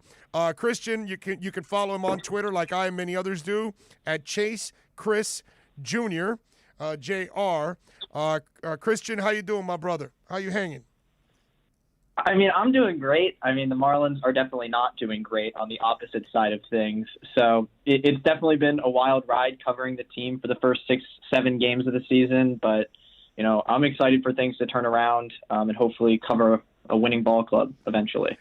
Christian, for me, I think I think sometimes as fans, we kind of get ahead of ourselves. And sometimes we are expecting things that are unrealistic. An example, I didn't think the Heat team was as good as it was last year when it got to the NBA Finals, but it got on this incredible run in the bubble that was amazing. And it fooled a lot of us because most of us never picked them to get to the NBA Finals. I thought they were maybe a second-round team with Jimmy, you know what I mean? Something like that. And I think that's what they are. And I think that's what they are this year, but we have a lot of fans that are very delusional about making another run to the Eastern Conference and challenging the Nets and possibly getting to the NBA Finals when you're really not looking at what's on the court right now, that for 52 games, it tells you they're not that team and they're just not going to turn it on just like that. Time in a bottle, you got it, okay, great. Marlins, they make the playoffs. And I just think that a lot of people have set unrealistic expectations. For me personally, Christian, when I watch this team, I want individual improvement. I want to see young guys grow. I see the pitching grow, the starting pitching growing and really effective. But the bats obviously have not really happened yet. Aguilar, I think, has done a really nice job overall, but there aren't a lot of guys that you can hang your hat on and say, okay, of the guys you're trying to build on for the future. So how do you look at it? Because I never really was thinking about playoffs. I wasn't even thinking about 500. Hell, I'm just hoping they can avoid 100 losses. That's really what I'm almost hoping. But really what I want is individual improvement. I agree with you. I think that the top thing you want to look for in the Marlins is growth, and most specifically, we want to see the growth in Sandy Alcantara, Pablo Lopez, Jazz Chisholm, the young guys who are cementing themselves as, futures of this Miami Marlins team. Speaking on the fact that they made the playoffs last season, I think any realist, myself included, will tell you that the team last year was not a playoff team. There have been plenty of teams throughout the history of the Major League Baseball that have gone 500 through 60 games just to end with 80 to 90 to 100 losses. And my guess is if the season went full last season, the Marlins would have ended with 80 to 90 to 100 losses. But that doesn't mean this team isn't a good team. It's easy to look at it that they're 1-6. It's, they're not a great team. They're going to lose 80, 90, 100 games. But a thing that I put out in an article today on 5 reasons, everyone can go check that out, some positive takeaways from the Marlins, is that twice last year during their 60-game season, in a very shortened season, they went 1-6 over a 7-game span 2 times. Just because we started the season last season at 7-1, it kind of overshadowed that. Exactly. And starting this year at 1-6 makes it look like this team is a lot worse than it is. But I think statistically, once the bats get back on track, we are all looking at a 500 ball club. How do these bats get on track? Time. It's hard with a long off season, spring training to come in and just hit out of the gates. It's not like every other team is hitting well. Other teams are just finding wins to win close ball games. The Cubs hit significantly worse through their first 7 games than the Marlins did, but have a way better record to show for it because they're able to close it out. If the Marlins didn't have a closer problem in Anthony Bass and maybe decided to use Yimi Garcia in those situations after his performance last year, this team could very well be 3-4, 4-3. So it for the bats themselves, it's going to be tough to kind of find that groove, especially with the lineup shifting each and every day. Don Mattingly said himself that he wants to get everyone in, get everyone at bats. But for the core of this group, Garrett Cooper, Brian Anderson, Miguel Rojas, even Jesus Aguilar, when you're not getting consistent at bats every day, it's hard to find that groove at the start of the season. And I think that definitely has played a role in why the bats just aren't performing as expected. And by the way, if you want to catch Deep Into the Count with Christian and my man Alex here, you can tune in tomorrow from 1 to 3 p.m. They go over everything Marlins, and they go around the majors now. Now that the show has been expanded, it's not all Marlins. You're going to hear a lot about the majors too, so make sure you tune in to Deep Into the Count. More importantly, subscribe to Deep Into the Count. That way, if you don't catch it live, we understand how this world is. It's a digital world, so you can listen to it on demand whenever you want, and a lot of you are already doing that, and we appreciate you for supporting Deep Into the Count. Now, Christian, yesterday, obviously it was a terrible call, and it's terrible that baseball can't review it. You should be able to review everything. Okay, I get it. If we start arguing balls and strikes, then the game's going to last 7 hours, unless it's a Red Sox-Yankees game. If you're arguing balls and strikes in a Red Sox-Yankee game, that could be an 18-hour affair. I'm just saying. I mean, because it's always a 4-hour game between those two. But anyways, as it is. So where is there any way to fix this with baseball? Because that was, what I thought of? I thought of Rudy Stein and the Bad News Bears right there. It's like Mathau is telling him, hey, Rudy, just step into it and, let it hit you. And Rudy doesn't want to do it and all that. And so I kind of like, Conforto looked to me like Rudy Stein in Bad News Bears. And then you get away with the cheesy call that we all see. And then the umpires realize. And then, sorry. Well, sorry sucks, dude. Sorry doesn't help you out. You know what I mean? Mm-hmm. It's a terrible situation from any point of view. From me covering the game, it completely shifted like the post-game press conference to talk about the positives that did happen. Nick Neidert's great start to just talking about this one moment that took the game out of the Marlins' hands. It had to be a deflating moment for the team, for fans. The thing about it with the MLB is I think they're transitioning more to more and more things being reviewable. It really sucks that at this point that call wasn't reviewable. It may prompt change within Major League Baseball to kind of Be more specific. Listen, you know what I'm thinking of?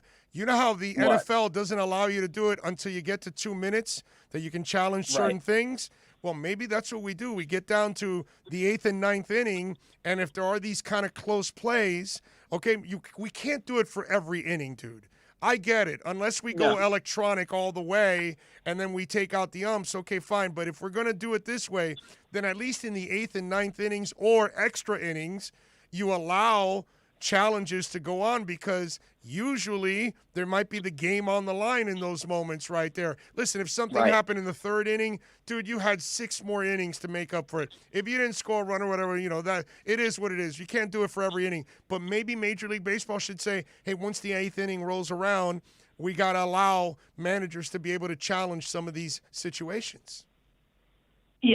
I definitely think that's a great idea. The only issue with that right now is that the reason yesterday's call couldn't be challenged was not because it was a play that was completely unchallengeable. It was a judgment call, and Major League Baseball, it's an extremely gray area into what's a judgment call and what should actually be reviewable. They could challenge it and go back and check if it was a hit by pitch, but they aren't allowed to challenge if it was a strike in the zone, when there's clearly automation. You could see on the screen that the pitch was over the plate and a strike. I think there needs to be some kind of change. With baseball, it's a little different than all the other sports, because you can go into extras, and then if games go into extras, you have I guess a 5 to 6 hour affair with these extra calls. And I see where Major League Baseball is coming from, but I think the backlash that they're receiving from yesterday's game around the league. Buster Olney tweeted out about it.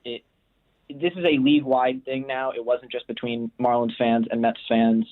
And I think there will be some changes to the system as a result of it, whether it be now or a season or two down the line. Co-host of Deep Into the Count, Christian Chase, joining us on the program. Make sure you follow him on Twitter at Chase Chris Jr.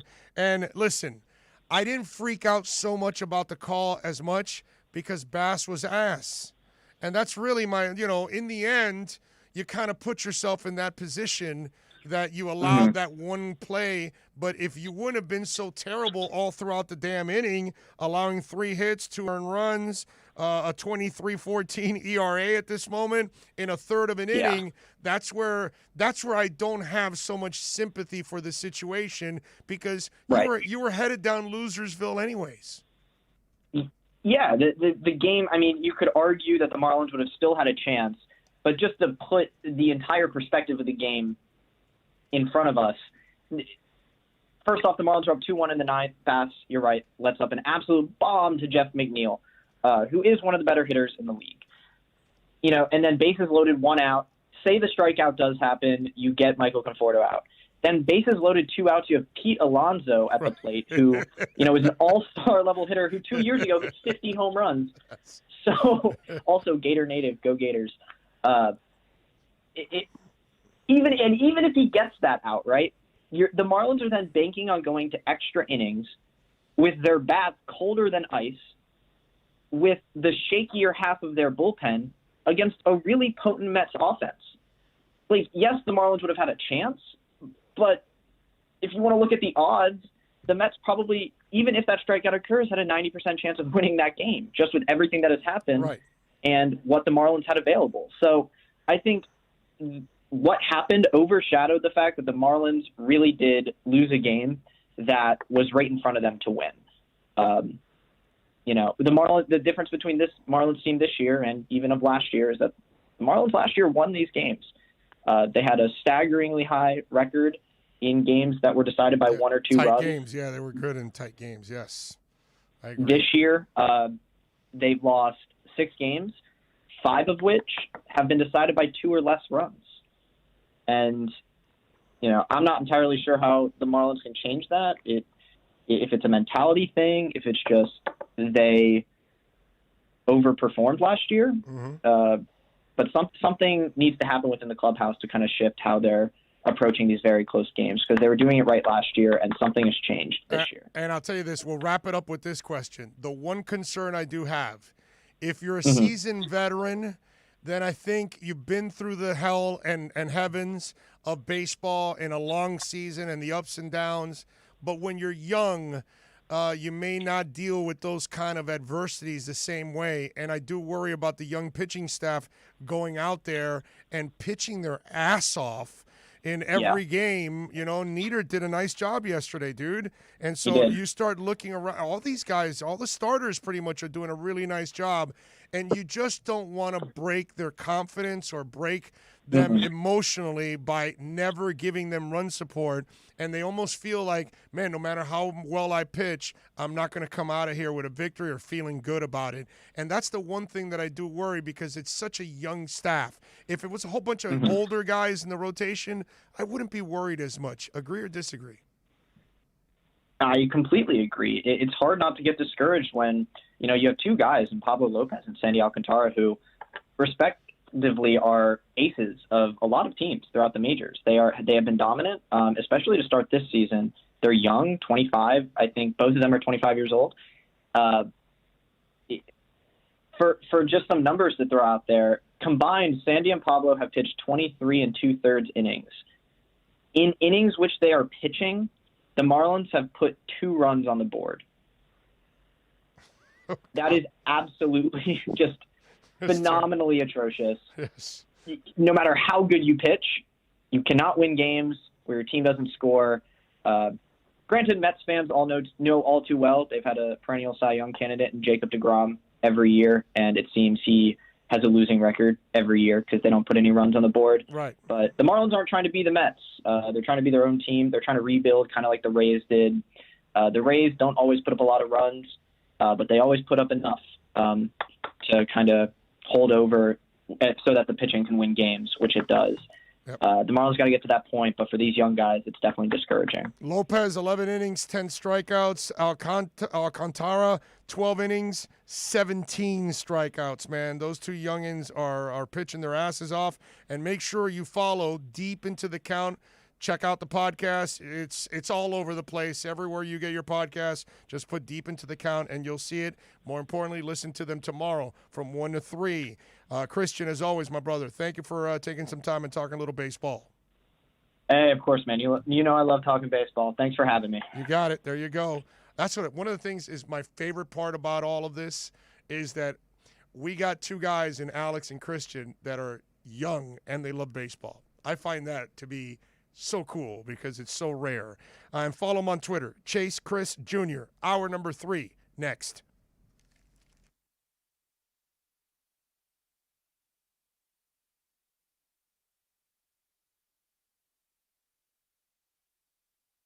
OnSideRadio.com knows gamers need a home.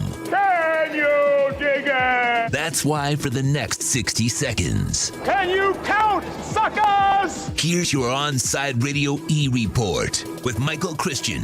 100 Thieves, the incredibly popular esports organization, now welcomes some new management. Valkyrae and Courage JD, two streamers that are part of the 100 Thieves organization already, are now being elevated to be part of the ownership group. They joined the likes of Drake, Nadeshot, Scooter Braun, and Cleveland Cavaliers owner Dan Gilbert.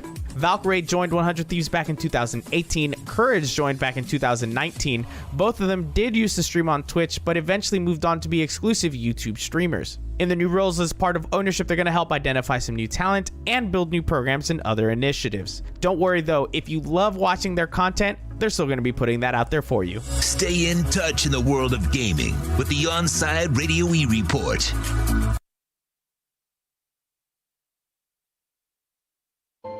This is the story of a very special woman. In a matter of seconds, she turned herself into a great mathematician or an entrepreneur. Her knowledge was limitless and still is. She could also make monsters disappear, especially those that lurked in the shadows under the bed. Once, this woman put back together a teenage girl's broken heart, which had been shattered in 1,000 pieces, just by giving her a bear hug. She masqueraded as a regular person at work, but as a superhero at home. Everyone knows her as Gabriella. I still call her Mom. Your hero needs you now, and AARP is here to help. Find the care guides you need to help, complete with tips and resources at aarp.org/caregiving. A public service announcement brought to you by AARP and the Ad Council. We'll be right back to the Big O Show. You can join us on the OnSide Sports Line, 888-441-4623. That's 888-441-4623. OnSide Radio.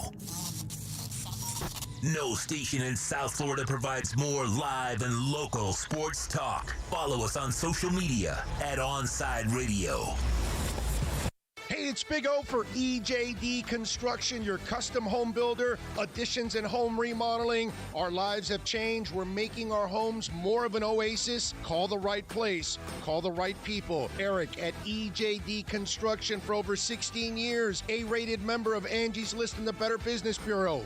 305-433-4843. That's 305-433-4843 for EJDconstruction.com. Now streaming online. OnSide Radio, the only choice for the South Florida sports fan. Time to get in the zone. The OnSide Zone. Well, and look, man, I don't care if you're my wife. If I don't agree with you, I'm going to say it. You know what I mean? The OnSide Zone. He's a liar. And there's nothing new about that. He's full of crap. If you're believing that, I got a bridge in the Keys. It's the one on the right side. Just want you to know, when you're going south, you'll see the smaller bridge on the right. I've got that one for sale if you're interested. You can join us on the OnSide Sports Line, 888-441-4623. That's 888-441-4623. That's the one boy band that I will say, dude, I'll stand up for Boys to Men every day of the week and twice on Sundays. Love those guys. You can join us on the OnSide Sports Line, 888-441-4623. That's 888-441-4623. You can connect with us at OnSideRadio.com by sending us a text at 844-416-8123. The OnSide Zone with a Big O. All right.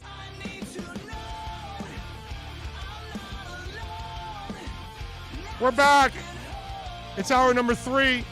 We thank Christian Chase for joining us in this hour. David Dwork will join us at 2:34 to talk a little Panthers. As yesterday they lost 3-0. All I can tell you is I hate freaking Dale Talon. That's all. I hate Dale Talon. I can't stand Dale Talon's ass, dude. Seriously, I am not a Dale Talon fan whatsoever. He created a soft-ass team here, accomplished jack. He had 4,000 picks in 10 years. Okay, so he hit on a couple. Big deal. But his teams never did anything. And then he trades Trocheck, you had no business trading Trocheck. Should have been here with the rest of the guys. Trocheck's not the kind of guy you get rid of. And now we can't get rid of him because he's in Carolina. Did you watch that goal by Trocheck yesterday? I was done. Saw the highlights. You saw the highlight. It hits the goalie, and it goes up in the air, and then it comes right back down on the back of the goalie because he doesn't see it, and it trickles right into the dam. When I saw it, I said, it's over, bro. I mean, how do you beat that? How the hell do you beat that crap? I mean, that guy owns the Panthers. Dale Talon traded away a guy so he would then hunt us.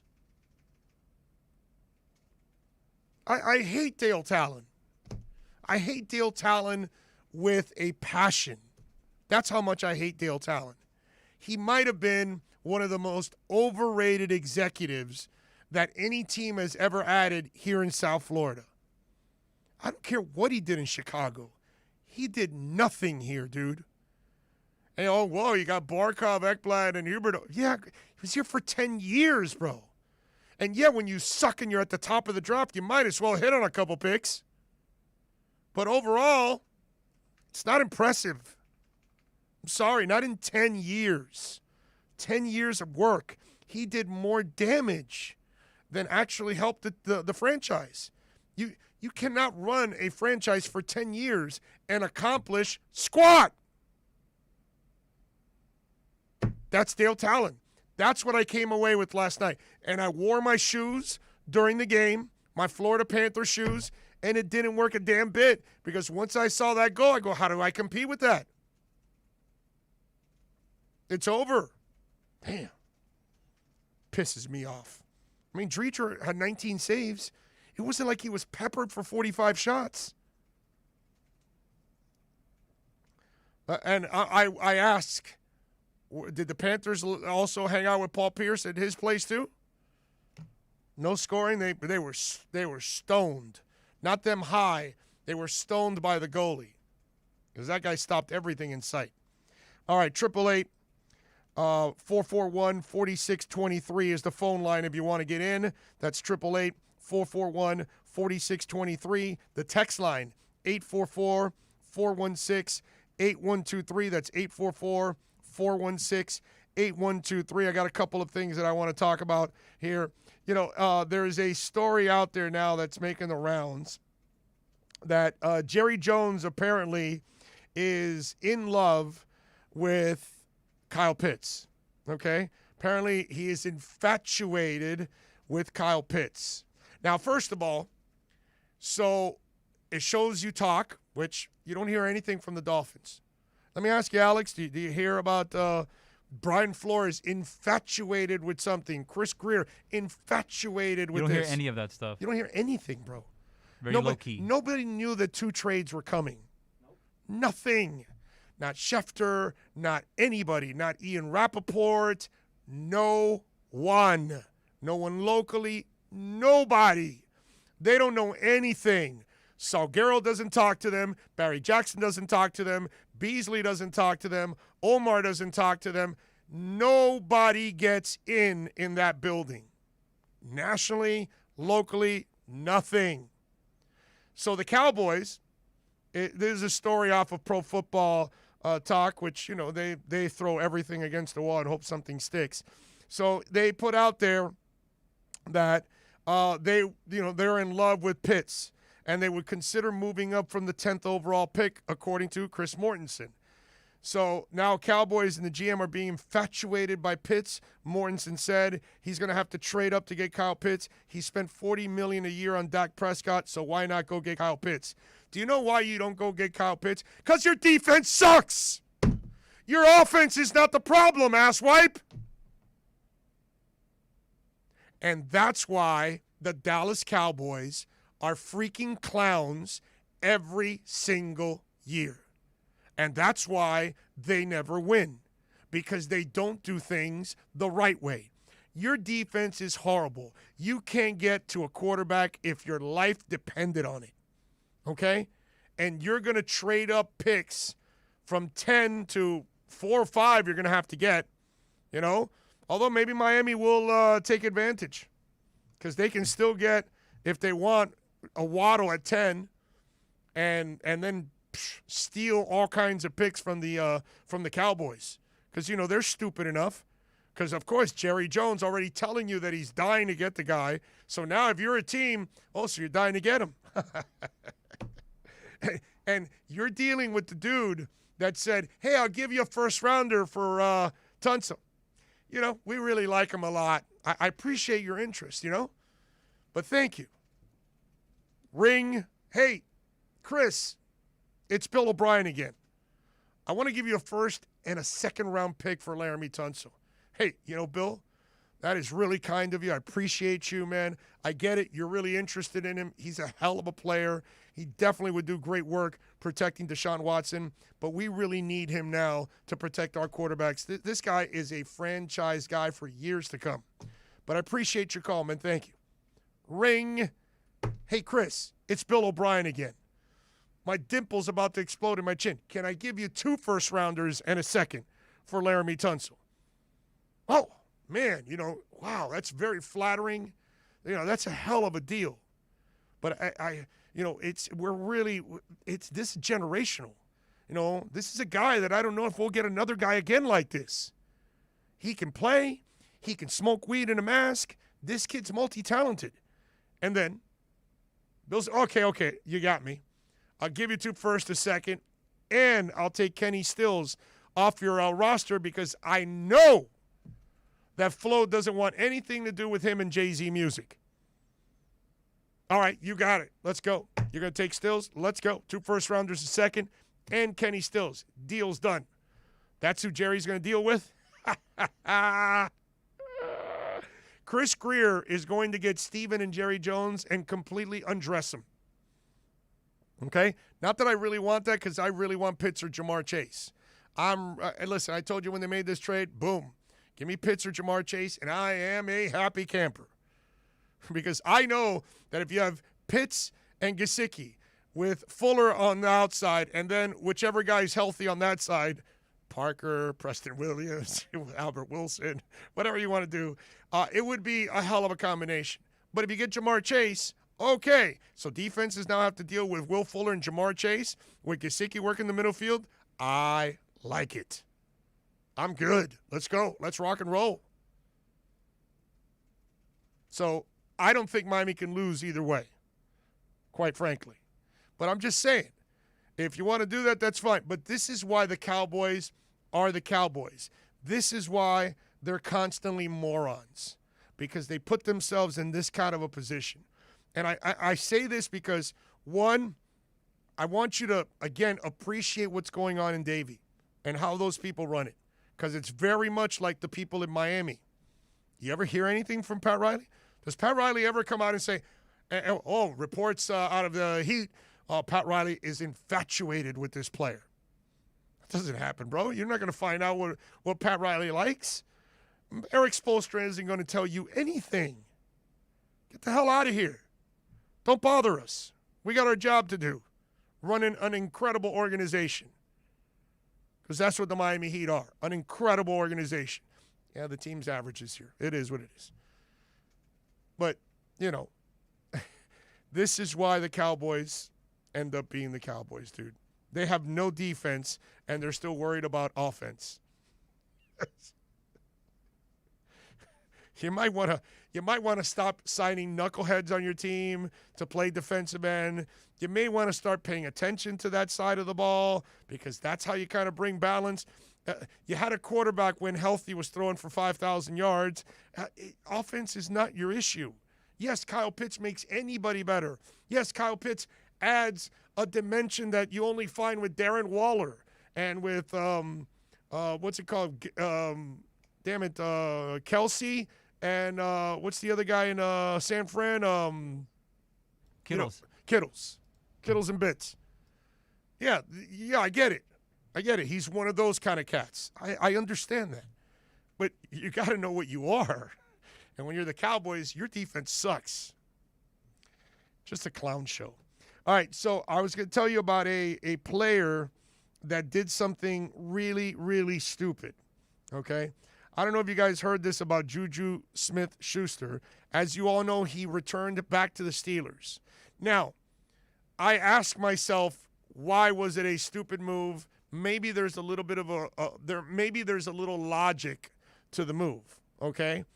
But it all depends on what kind of player you are, right? I mean, if you're out for winning, then is this what you're supposed to do? So Juju Smith-Schuster, who was a free agent for a short time, re-signed with the Steelers this offseason. But Chiefs coach Andy Reid kept tempting him to try to get him to sign with Kansas City. Now, Smith-Schuster said Reid wanted him to know that he had a great chance to win a Super Bowl ring in Kansas City, so Reid texted Smith-Schuster pictures of the Lombardi Trophy in an attempt to get him to sign with the Chiefs. He says, Andy Reid was just calling me and was sending me Lombardi Trophy pictures, like constantly. He said it on the Michael Irvin podcast.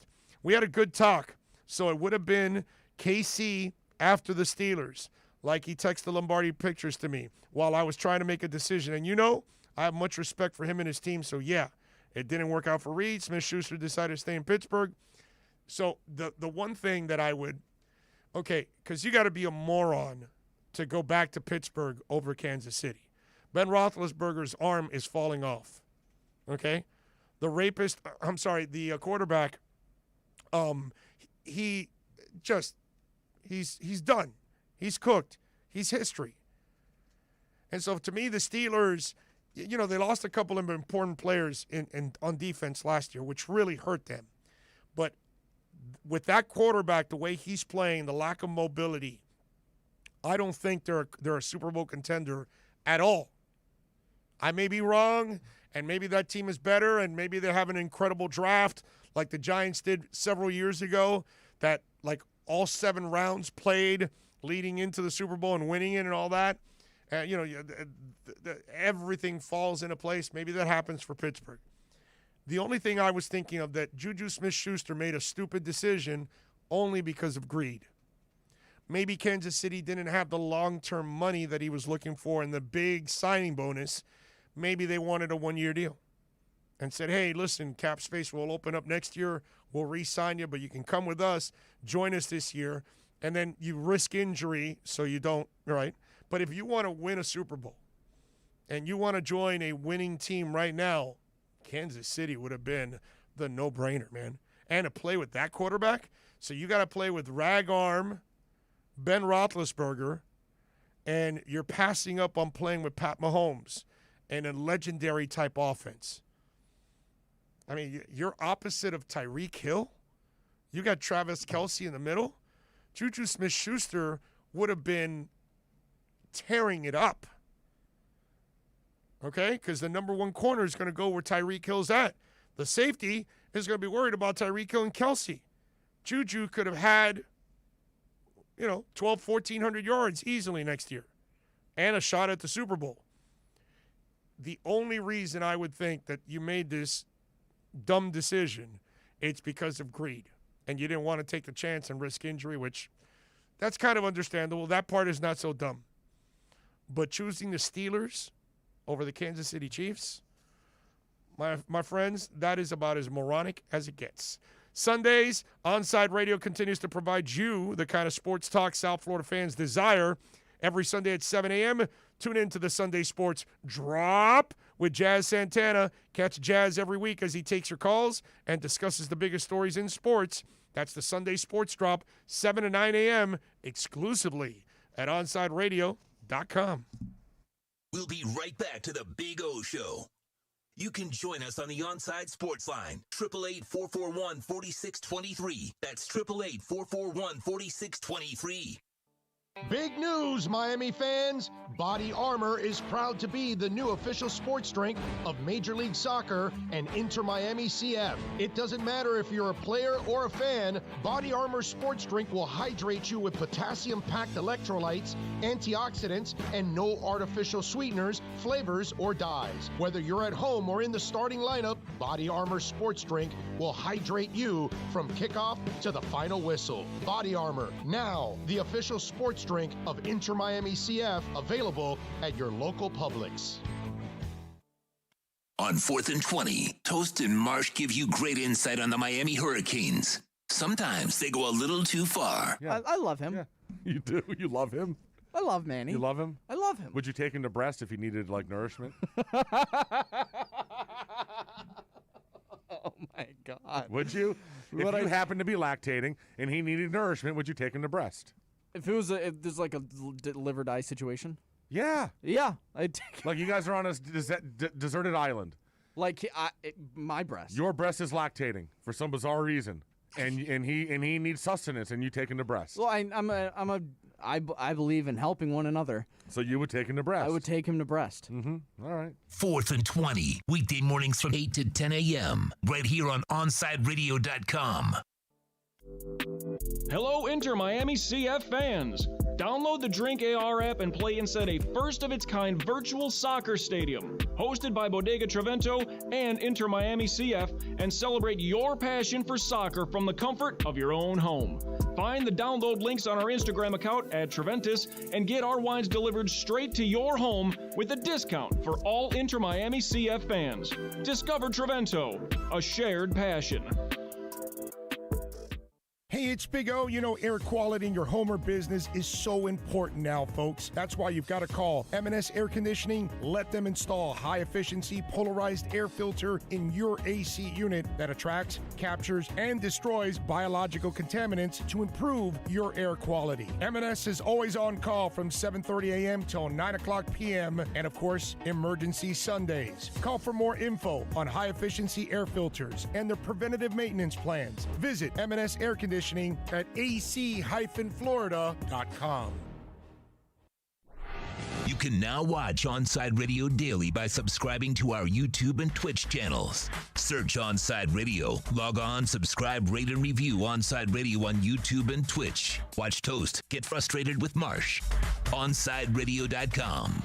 South Florida's home for real sports talk. You can connect with us at OnSideRadio.com by sending us a text at 844-416-8123. Save it on your cell phone, 844-416-8123. No better place to send your comments, ask questions, win prizes. OnSideRadio.com, the only choice for the South Florida sports fan.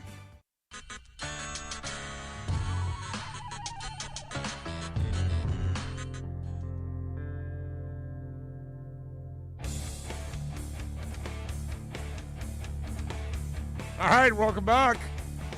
There we go. We take you till 3, baby. We're headed down the home stretch. If you want to get in, 888-441-4623. That's 888-441-4623. If you want to get in on the program, you can also reach out to us on Twitter at Big O Show. You can reach out to us here on the YouTube chat board. I guess you guys enjoyed Ragorn Roethlisberger. Yep. I'm afraid that Dallas might trade with Atlanta to grab Pitt. Since when does Jerry Jones care about what the experts think? No, I'm with you, but dude, while Pitts is my first selection, I don't mind if I end up with Jamar Chase if I'm the Dolphins. Okay, so I'm not gonna walk away. Oh my God, there's some people out there that are making it. When you have a plan in place, you put yourself in a position not to get one person. See, when I see writers write about this or people on radio or TV, and then they say silly ass stuff like, well, no, if Pitts is the guy, well, who told you Pitts is the guy? I don't know. Who said that? Who said Pitts was the guy? Did the Dolphins ever say that? No, we're all saying that. Okay? NFL writers are making that shit up. Those guys in the front office, I guarantee you this, have 3 guys they love. And they're going to go, okay, yeah, maybe it's Pitts, maybe it's Jamar Chase. Maybe they want Chase and Will Fuller just burning it down the sidelines and killing people. And they're happy with Gesicki. Maybe it is Pitts and they want to do the double tight end deal. But it might also be, well, you know what? We also love Penei Sewell. We also love Jalen Waddle. We also love Devonta Smith. So it could be that they like 3 people. Or, again, I've done this for a long, long, long time. It could be 2 options. And you know what the third option is? They already have a trade in place. Somebody loves something at 6. Hey, if you guys want to trade out, we want to move in there. All right. Hey, right now we like what we're gonna do. All right, but we'll keep you in mind. And throughout the month, Chris Greer's probably got 1 or 2 deals in place for that 6th spot. And they'll have a feel for what that team wants, so they know if the trade's available. So if they don't get what they want at 6, then they'll get more draft capital and move down and then say, all right, well, we'll wait till Devonta Smith or Jalen Waddle drop a few picks down and we'll get them there. And we're fine. So we're creating the rumor mill, not the Dolphins. It's not Chris Mortensen or Schefter or any of these NFL reporters report, hey, I hear the Dolphins want Pitts. That's what I'm being told. Nobody says that. You know why? Because none of them are talking to the Dolphins. That's why when you make those massive trades that they just made, nobody knew a damn thing. They had to report it after it happened. It's too late then. But many times you hear it before it's about to happen. You hear about the rumors of this and that. So I think, see, the problem is you've got a 24-hour news cycle. Newspapers are dying, so they've got to be desperate to kind of write the sensational stuff, okay? Sometimes the facts are a little boring, like what I just told you. Maybe Pitts is not only option. Maybe they love Pitts, they love Jamar Chase, and they have a trade in place. And they're happy doing any of the three. Now, do they have a preference? Sure. But they went to that spot because they were able to get more draft capital and then put themselves in a spot where they can get a couple of players that they want or an option of trading out. So, again, let's chill out on all of this, okay? I'm sure, again, I think I mentioned this earlier. Trust these guys now, that you have an intelligent front office. You have a group of individuals that really understand this business, and they know how to build a football team from scratch because they're doing a really successful job so far at it. When they win 5 games with absolutely nothing, and then they double it up with 10 by adding some talent. And this year with another trip through free agency and the draft, hopefully it's playoff time, baby. Following year, let's see. I got him in the Super Bowl. That's just me. What can I tell you? All right, 888-441-4623. Ray says, howdy-o, everybody. Poor baby Peter Schrager. He is crying that our Finns Nation disagreed with his pathetic take on us picking a offensive tackle with the 6th pick. Pathetic pundit. Now, listen, first of all, I'm not going to slam Peter Schrager. He's a good dude. I think he's a Dolphins fan. Watching him over the years, I believe he's a Dolphins fan. So just because we're all Dolphin fans, we're all going to have, we're all going to make opinions and predictions, and a lot of us are going to be wrong, okay? I'm going to be wrong. Peter Schrager's going to be wrong. You're going to be wrong. We're all not going to get everything right, okay? But let's hear from Peter Schrager because he was on Good Morning Football, and he came up with a mock draft, and it didn't have the Dolphins picking Pitts or Chase.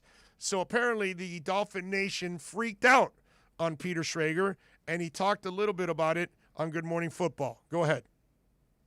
I would go into my war room and say we're not leaving this room until Kyle Pitts is on our roster, no matter what we have to do. Would have been easy. Stay at 3. Mm-hmm. They had the 3rd pick. Stay at 3. That was weeks ago. Take Kyle Pitts. Stay at 3. So they go back to 12. Now they're up to 6. You're dancing a dangerous dance here because if Pitts is your guy, he could be going 4, could be going 5, and suddenly you're like, well, we wanted Pitts. Well, you could have had Pitts at 3. Kyle, you showed my mock draft from yesterday, and I was expecting some responses from Twitter. How'd it go? Have never gotten responses like I got from Dolphins fans yesterday. Not saying from any fan base. Let's just see some of the tweets when I didn't give them Kyle Pitts or Jamar Chase. This has to be about clicks. Okay. Yes, I'm on a television show, but the mock draft is it's about clicks. That's the metric I'm worried about, clicks. Slater at 6, Sewell drop it. Come on. All right, fine. What else we got here? Let's go to another one. Angry Dolphin fan Twitter. Color me grateful that Schrager isn't Miami's GM. Not yet. Color me grateful. Next one, what do we got here? No way Dolphins pass up on a generational pass catcher. Last one here. This one really just stuck with me, made me feel, just this one here. What do you got? It was what was the Jerry Springer thing? Too hot for TV. Oh. Really? The VHS? The producers were like, we got the gist. Okay, fine. Can you paraphrase? That's it. No, it wasn't happy with me. Okay. I think they might take Kyle Pitts. And I know you're like, well, why would you put Rashawn Slater there? Because history tells me an offensive tackle goes before a tight end. And from what everyone says, that this offensive tackle class, it's 2 guys. It's Slater and Sewell, and then a giant drop. So if you can get one of those guys, and maybe it's Sewell, I don't think it's the craziest thing to protect Tua. How often do tight ends go high in the draft? I had our researcher and producer Rich Goldberg say, give me in the last couple of years, how many tight ends the top 6? He goes, last couple of years? Peter, It's only happened 5 times in the history of the NFL. Tell me about Riley Odoms. 1970 with Steve Zabel. Who's got the Steve Zabel Mitchell and Ness? Not Steve Sable. Zabel. Helen Winslow, and it hasn't happened in 14 drafts. So, I don't know. They might take Pitts, guys. Maybe they should take Pitts. They sure got cute with it when they traded out of 3 into 12 and then back up to 6. But history tells me that even last year when it was Ruggs and CeeDee Lamb and all those guys, guess who went before all of them? Andrew Thomas, Jedrick Wills, Mekhi Becton. Offensive tackles go before receivers and tight ends. That's just what happened. So maybe I'm wrong. And Dolphins fans, you can let me hear about it. It's fine. It's just not crazy. Anyone agree with you? Was anybody like, that's good, let's do that? Good question. I'm going to stand on the table for you, though, Peter. I'm going to stand on the table I'm because going to make a point, too. Yeah. I'm not mad with the tackle. Look, let me tell you something, and I'll look into it a little bit deeper than they will. They signed Will Fuller to a 1-year contract. Preston Williams is often injured, got a lot of talent, but the kid hasn't been able to stay healthy so far in his first 2 years in the league. And Devontae Parker, with his injury history, he's not here for long. And Will Fuller has had a little track record with hamstrings too, by the way, because he's kind of a thoroughbred. But he's on a 1-year deal, so he'll be very motivated. They're getting a pass catcher. Okay? They got to get a pass catcher. That's the future that they can build on. So, like I told you, I think they're going to get Pitts or Chase. If they don't end up with either, I think they could trade down again and then get, one of the other 2 guys that drops down to them, because all of a sudden that's pushing all of that back, because all the quarterbacks, because if somebody moves up to get Trey Lance or something like that, they ain't trading up for Mac Jones. I'm sorry. But if they do for Trey Lance, then that tells you. So and if they take a Rashawn Slater at 6 instead of Miami, somebody else takes it. Then again, that's pushing more of the skill players down. So if Miami wants to trade with Dallas down to 10 and get a slew of picks, then they can do that too. So I can tell you, at least from the feel I get, not because I talk to anybody in that building and they're giving me information, all that stuff, you don't have a young guy that you're going to hang your hat on for years to come. And you've got a young quarterback. You need to get that because you've got your tight end. They're going to get a playmaker. So it might be Pitts to add the freakish element, or it might be Jamar Chase. But they're not taking a lineman. They've already experimented with the Tennessee kid and tried to bring him over so they can add more depth. I think they like what they have at this line. They're going to go with it. Maybe they draft a guy later on in the draft that might be a rotational guy, a young guy, a raw guy. Maybe he had a little baggage and he has some talent, but he dropped. I can see them doing that. But playmakers coming. I am convinced that the playmaker's coming, not the offensive lineman.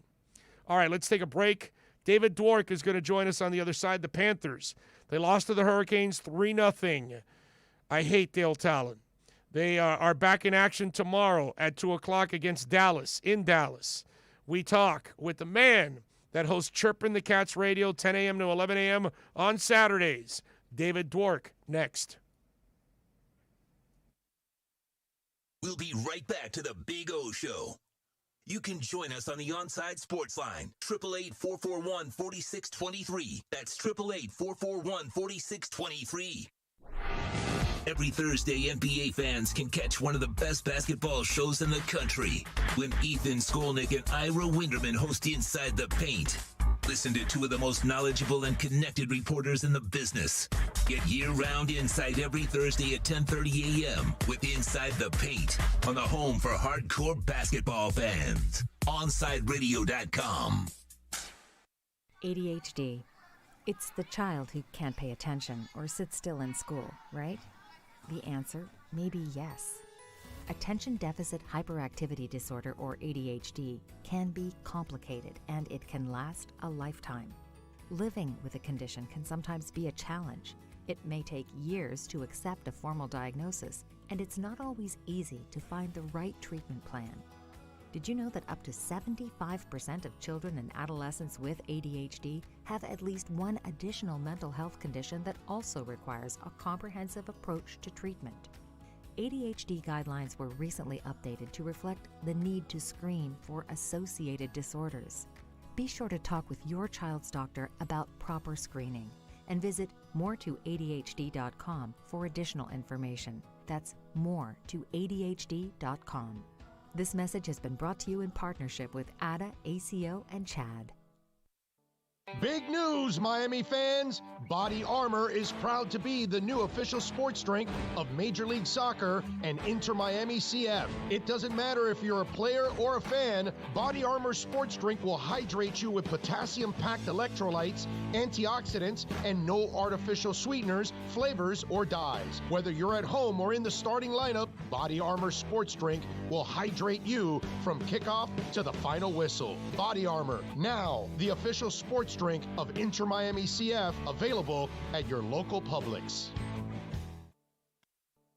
Inter Miami CF, your official furniture and mattress store, is here. City Furniture is your #1 home source for the trends you want at the prices you'll love, including exclusive City Furniture collections, the widest selection of styles, affordable home accents, mattresses starting at just $99 and more. Create the home of your dreams fast with next-day delivery, plus get 60 months special financing with no down payment. Because City Furniture is here to make it easy so everyone can live life like this, visit cityfurniture.com. If you missed 4th and 20 with Toast and Marsh, you missed. I'm a closet fan. I'm a huge Saban fan. I like Bama. I always consider myself like a closet Bama fan. Oh, Absolutely. Thank you. Yeah, absolutely. I thought you were going to give me crap for saying that. No, I got an Alabama hat at my house. Me too. Yeah. Roll Tide. Listen, bro, I appreciate greatness. I appreciate excellence. Yes. 4th and 20 with Toast and Marsh, weekday mornings from 8 to 10. With Make-A-Wish, the impossible becomes possible. A girl battling cancer can become a race car driver battling the course. The boy showing all the nurses his fire trucks can take the helm of a real one. Wishes can give kids with critical illnesses the strength to keep fighting, get better, and grow up. Where there's a wish, there's a way. Wishes need you. Visit Make-A-Wish at wish.org. Keeping you informed in the world of sports.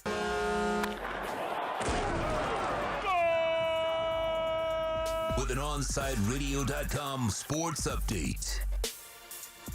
The Miami Heat beat the LA Lakers 110-104 last night behind Jimmy Butler's 28 points and Victor Oladipo's 18 points. Oladipo left the game in the fourth quarter, favoring his right knee.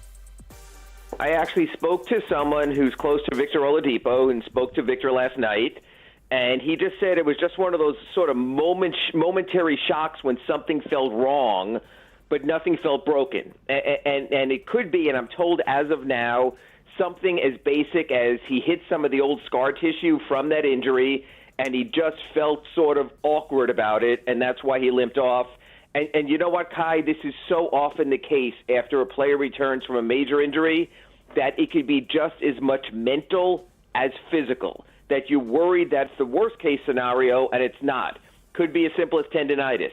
That doesn't mean that tendinitis doesn't keep you out a game or two or a week or longer, but it's not the case of now you're not going to see the player for another month or so.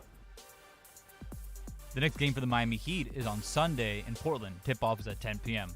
The Panthers lost to Carolina for the second straight game, this time a 3-0 shutout.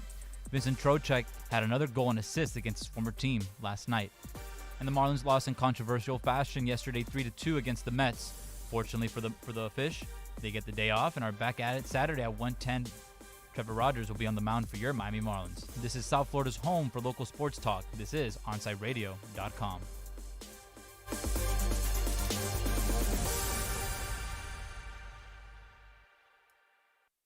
Inter Miami CF fans, join us at our new home this season for all away games as we broadcast live at Dangerous Minds Brewing Company, 1901 North Federal Highway in Pompano Beach. Join Big O and Alex Dono for the live pregame, halftime, and postgame shows while we watch the games. Enjoy meticulously brewed beer on site, delicious artisanal pizzas, live music, and giveaways. So, the new home for all Inter Miami road games is at Dangerous Minds Brewing Company at the Pompano City Mall, where they'll feature all the Inter Miami games. Follow them on Twitter at Dangerous Minds B and Facebook and Instagram at Dangerous Minds Brewing, and visit them at dangerousmindsbrewing.com. Now streaming online. OnSide Radio, the only choice for the South Florida sports fan.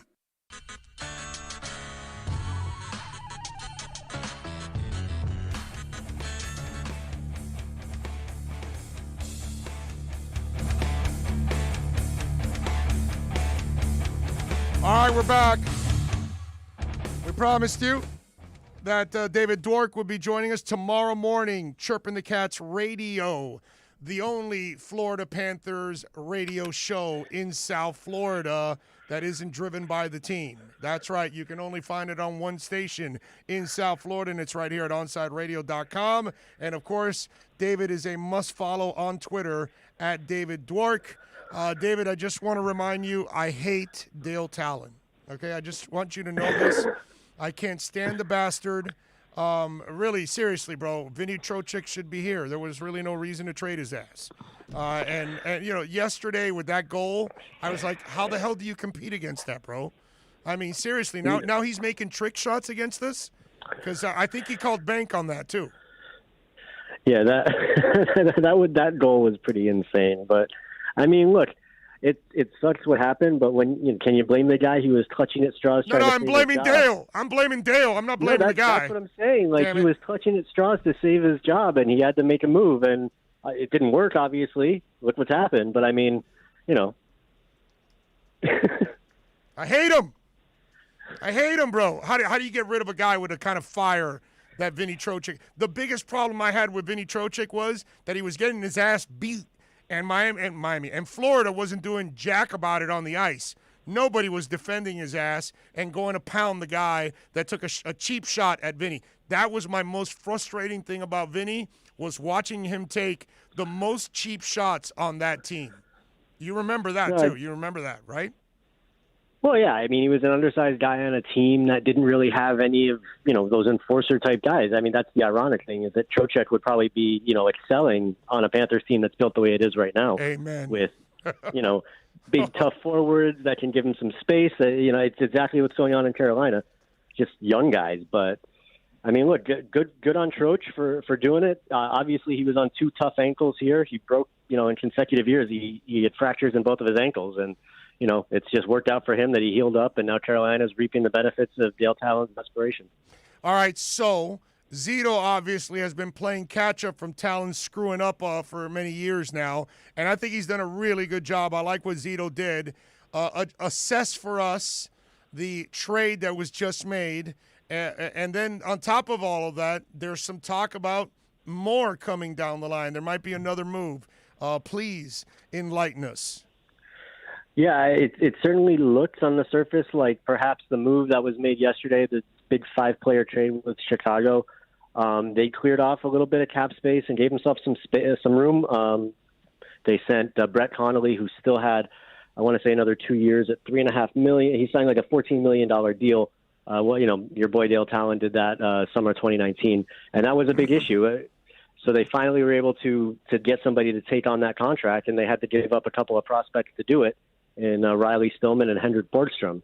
Now, with Borgstrom, it's a matter of this guy was, when he came out of school, first-round pick from the Panthers, he was absolutely a beast at the University of Denver. Value couldn't have been higher. You fast forward 2.5 years, and he hasn't really done much at the pro level. So you wonder how much his value was in terms of this deal. And then Riley Stillman, obviously they played him the last few games. I guess you want to say showcasing or whatever, but he had a great training camp. He's another one that plenty of upside. But the state of Colorado allows legalization of weed. Were they allowing Borgstrom to smoke a lot? So that maybe that would have helped. I cannot confirm or deny that smoking a lot of pot makes you better at hockey. I definitely could not assess to that one. But no, you know what? I want to see what ends up happening, because we got the trade deadline coming up on Monday now. And we've known that Bill Zito has been digging around for top 4 defensemen. That was kind of in the wind before Aaron Ekblad got hurt. So, that just kind of amplifies it. And there has been some chatter that they might be in on some of the bigger fish out there. Taylor Hall's name keeps getting thrown around. Wow, that's a 50-goal scorer there, dude. Right? Well, I mean, he's at his best, yeah. He had a down year last year. He got traded last year. Then he goes and signs with Buffalo, the 1-year deal, and he hasn't really been at that level. I mean, yes, he's a former MVP, but what's it going to take for him to get back to that level? He hasn't been on a good team in a few years. So perhaps pairing him up with a bunch of guys like Barkov and Huberdeau and Hornquist and Verhaeghe, that could spark a guy like Taylor Hall, but not going to come cheap. And how much are you willing to give up on a guy like that who's going to be UFA? Unless you got a plan to sign him. So so many moving parts right now, Big O, that I'm honestly just like, I got my popcorn ready, and I'm excited to see how it shakes out over the next 2.5 days. Because really, I mean, I hate to put it this way, but I feel great about the Panthers against almost anybody in the league except freaking Carolina. So they got to figure out a way, because you're going to face them at one point, or you're going to have to deal with them probably in the playoffs, and you better be ready, because right now, mentally, the Cats can't be feeling good about that matchup, because it just seems like they've outplayed them, or if they don't outplay them, the puck rolls their way or bounces their way, as they say. You know what I mean? It's just like everything's kind of gone Carolina's way every time in those two. Dude, I kept my Florida Panthers shoes on last night, because the other night when I put them on, I got home and then I took them off and I relaxed, and then I was watching the game and they lost, and I go, damn, I should have kept the shoes on. So I kept the shoes on yesterday, and it brought us no luck whatsoever. And there's Trocheck with the trick shots and everything, laughing at my ass. I just tell you, man, this is frustrating, dude, because that's the one team right now that seems to be the thorn in the Panther side. And it's not the Lightning. It's them. That's crazy. Yeah. It's ironic because of all the teams that, granted, it's just been the divisional opponents this year, but Carolina is so similar to the Panthers in what they do well. They're a fast team that likes to hang on to the puck, that likes to move with speed through the neutral zone, and they rely on their skilled forwards to hang on to it. And it's really like watching Florida play their big brother the way that Carolina has done against them this year. But really, 5-on-5, the play has been almost even. And Tuesday night, Florida was the better team 5-on-5 by far. I thought Florida, that was their best game against Carolina. They just can't stay out of the damn penalty box. And Carolina goes out there with their number one power play and makes it look easy, whether it's Trocheck making his trick shots or fancy deflections or what have you. But that's the real issue when Florida plays Carolina. I love watching them play each other because it's so good and such fast-paced hockey. But if the Panthers aren't going to be able to stay disciplined, then yeah, Carolina's going to roll the way they have. Yeah, it's nuts. Now we get no hockey today. Dallas tomorrow. What are we expecting there in that game?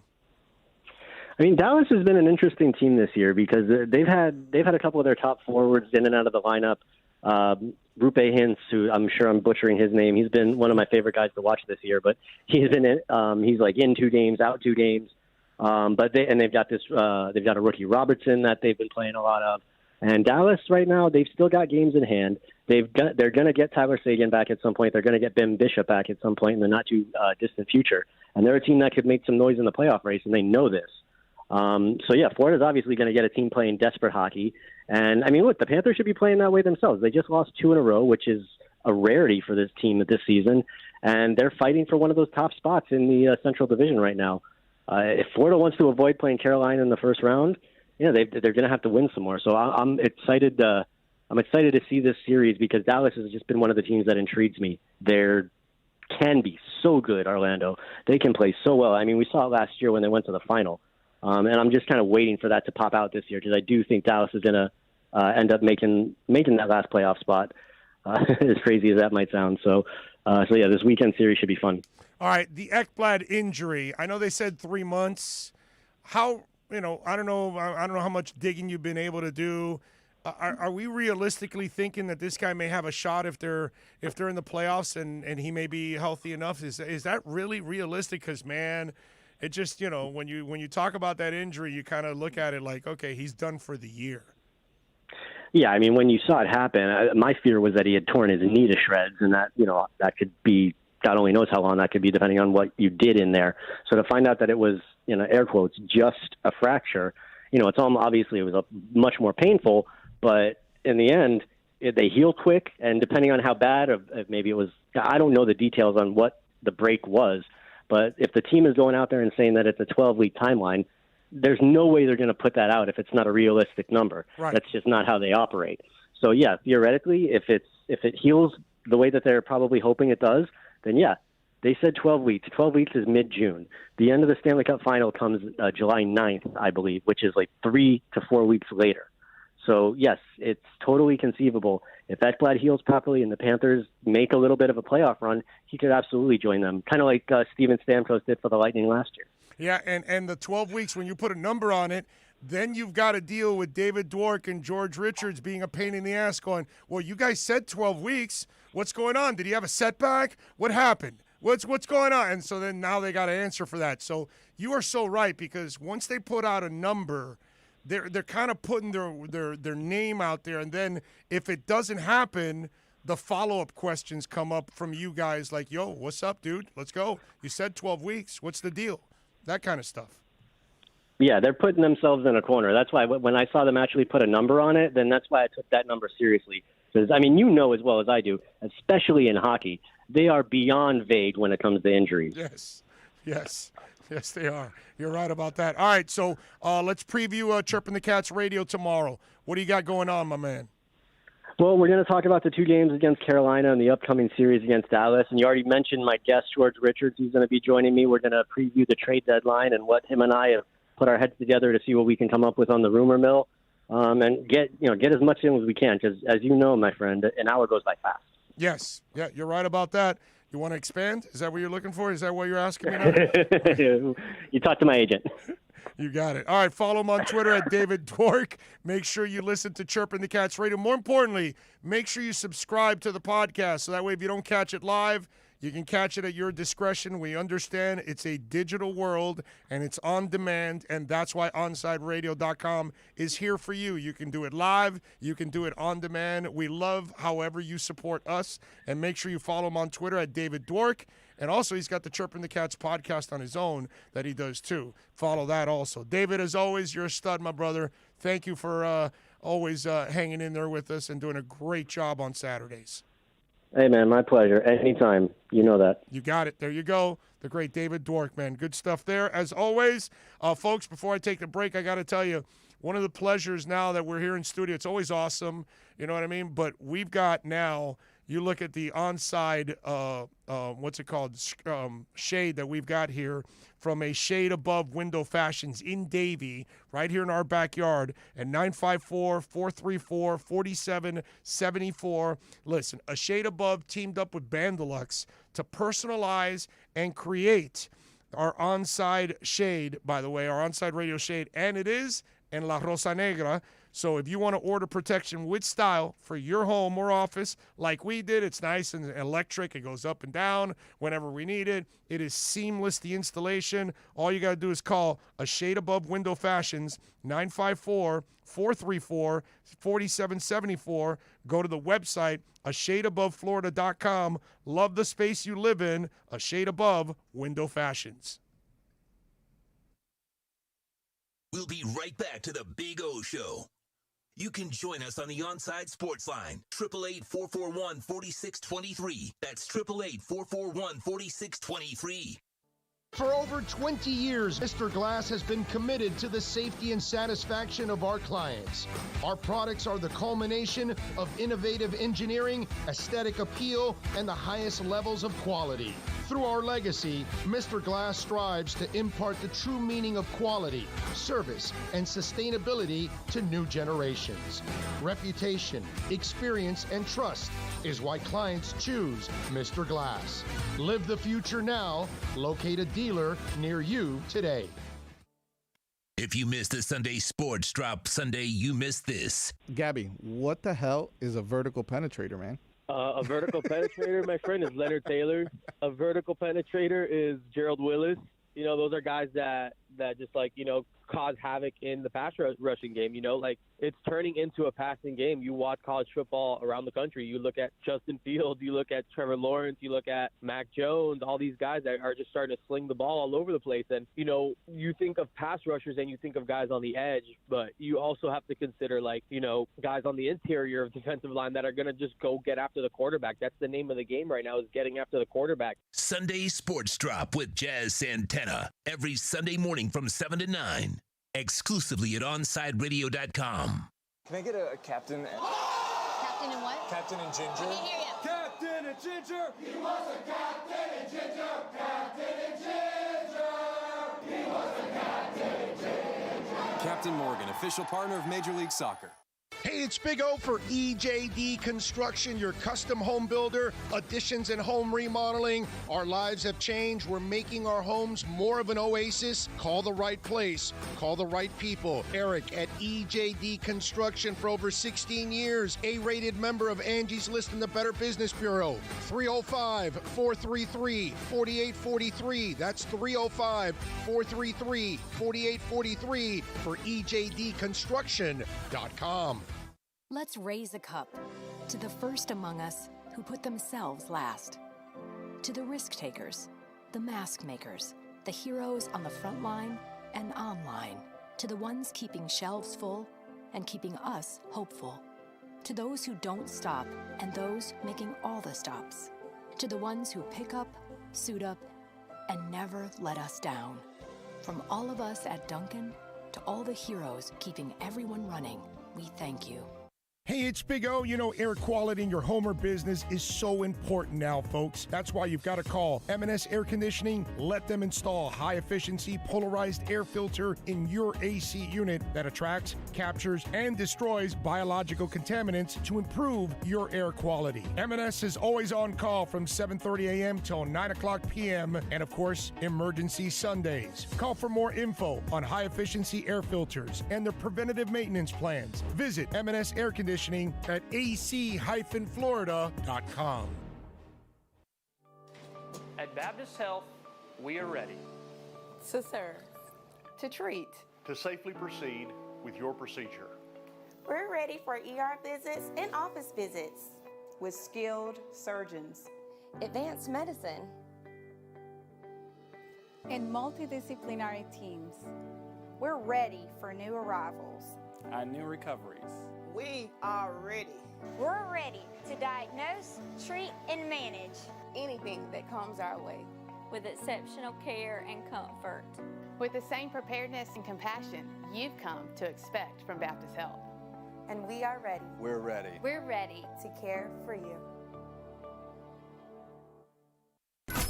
You're listening to OnSideRadio.com. Catch up anytime by downloading the MyTuner Radio app. OnSideRadio.com, South Florida's true hometown station.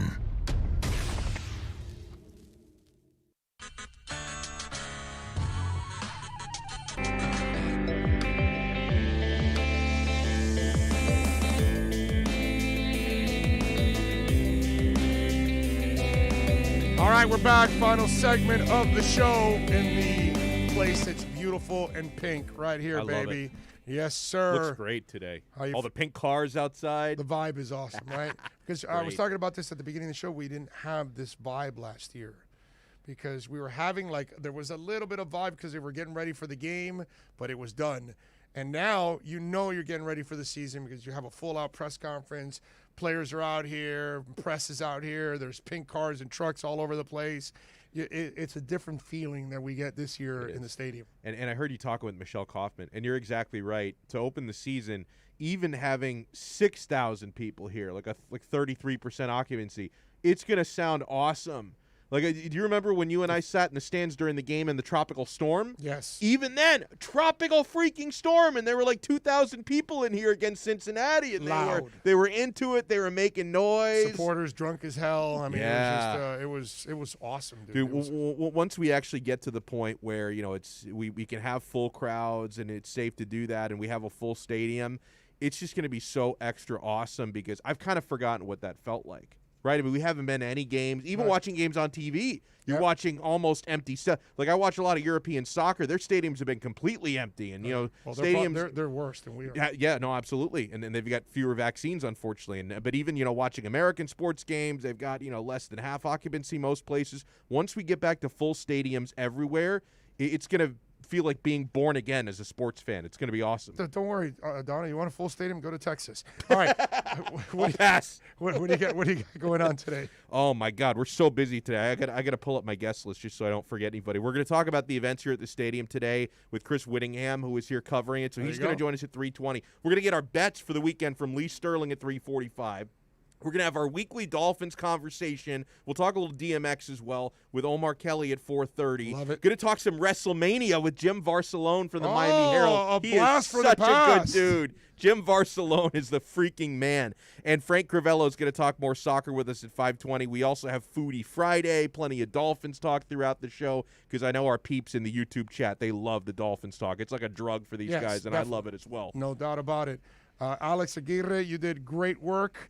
And for all of you out there, I have 5 words for you. Crypto.com coin, engine coin, and VeChain. Is that only 5 words? That's 5 words. Okay. Crypto.com coin, engine coin, and VeChain. Okay. That's it. You're right. Those are the 5 words I have for you. And buy Cardano before it blows up. I'm not a financial advisor. Just love to play the crypto market. Y'all be good. Have a great and safe weekend. Much love.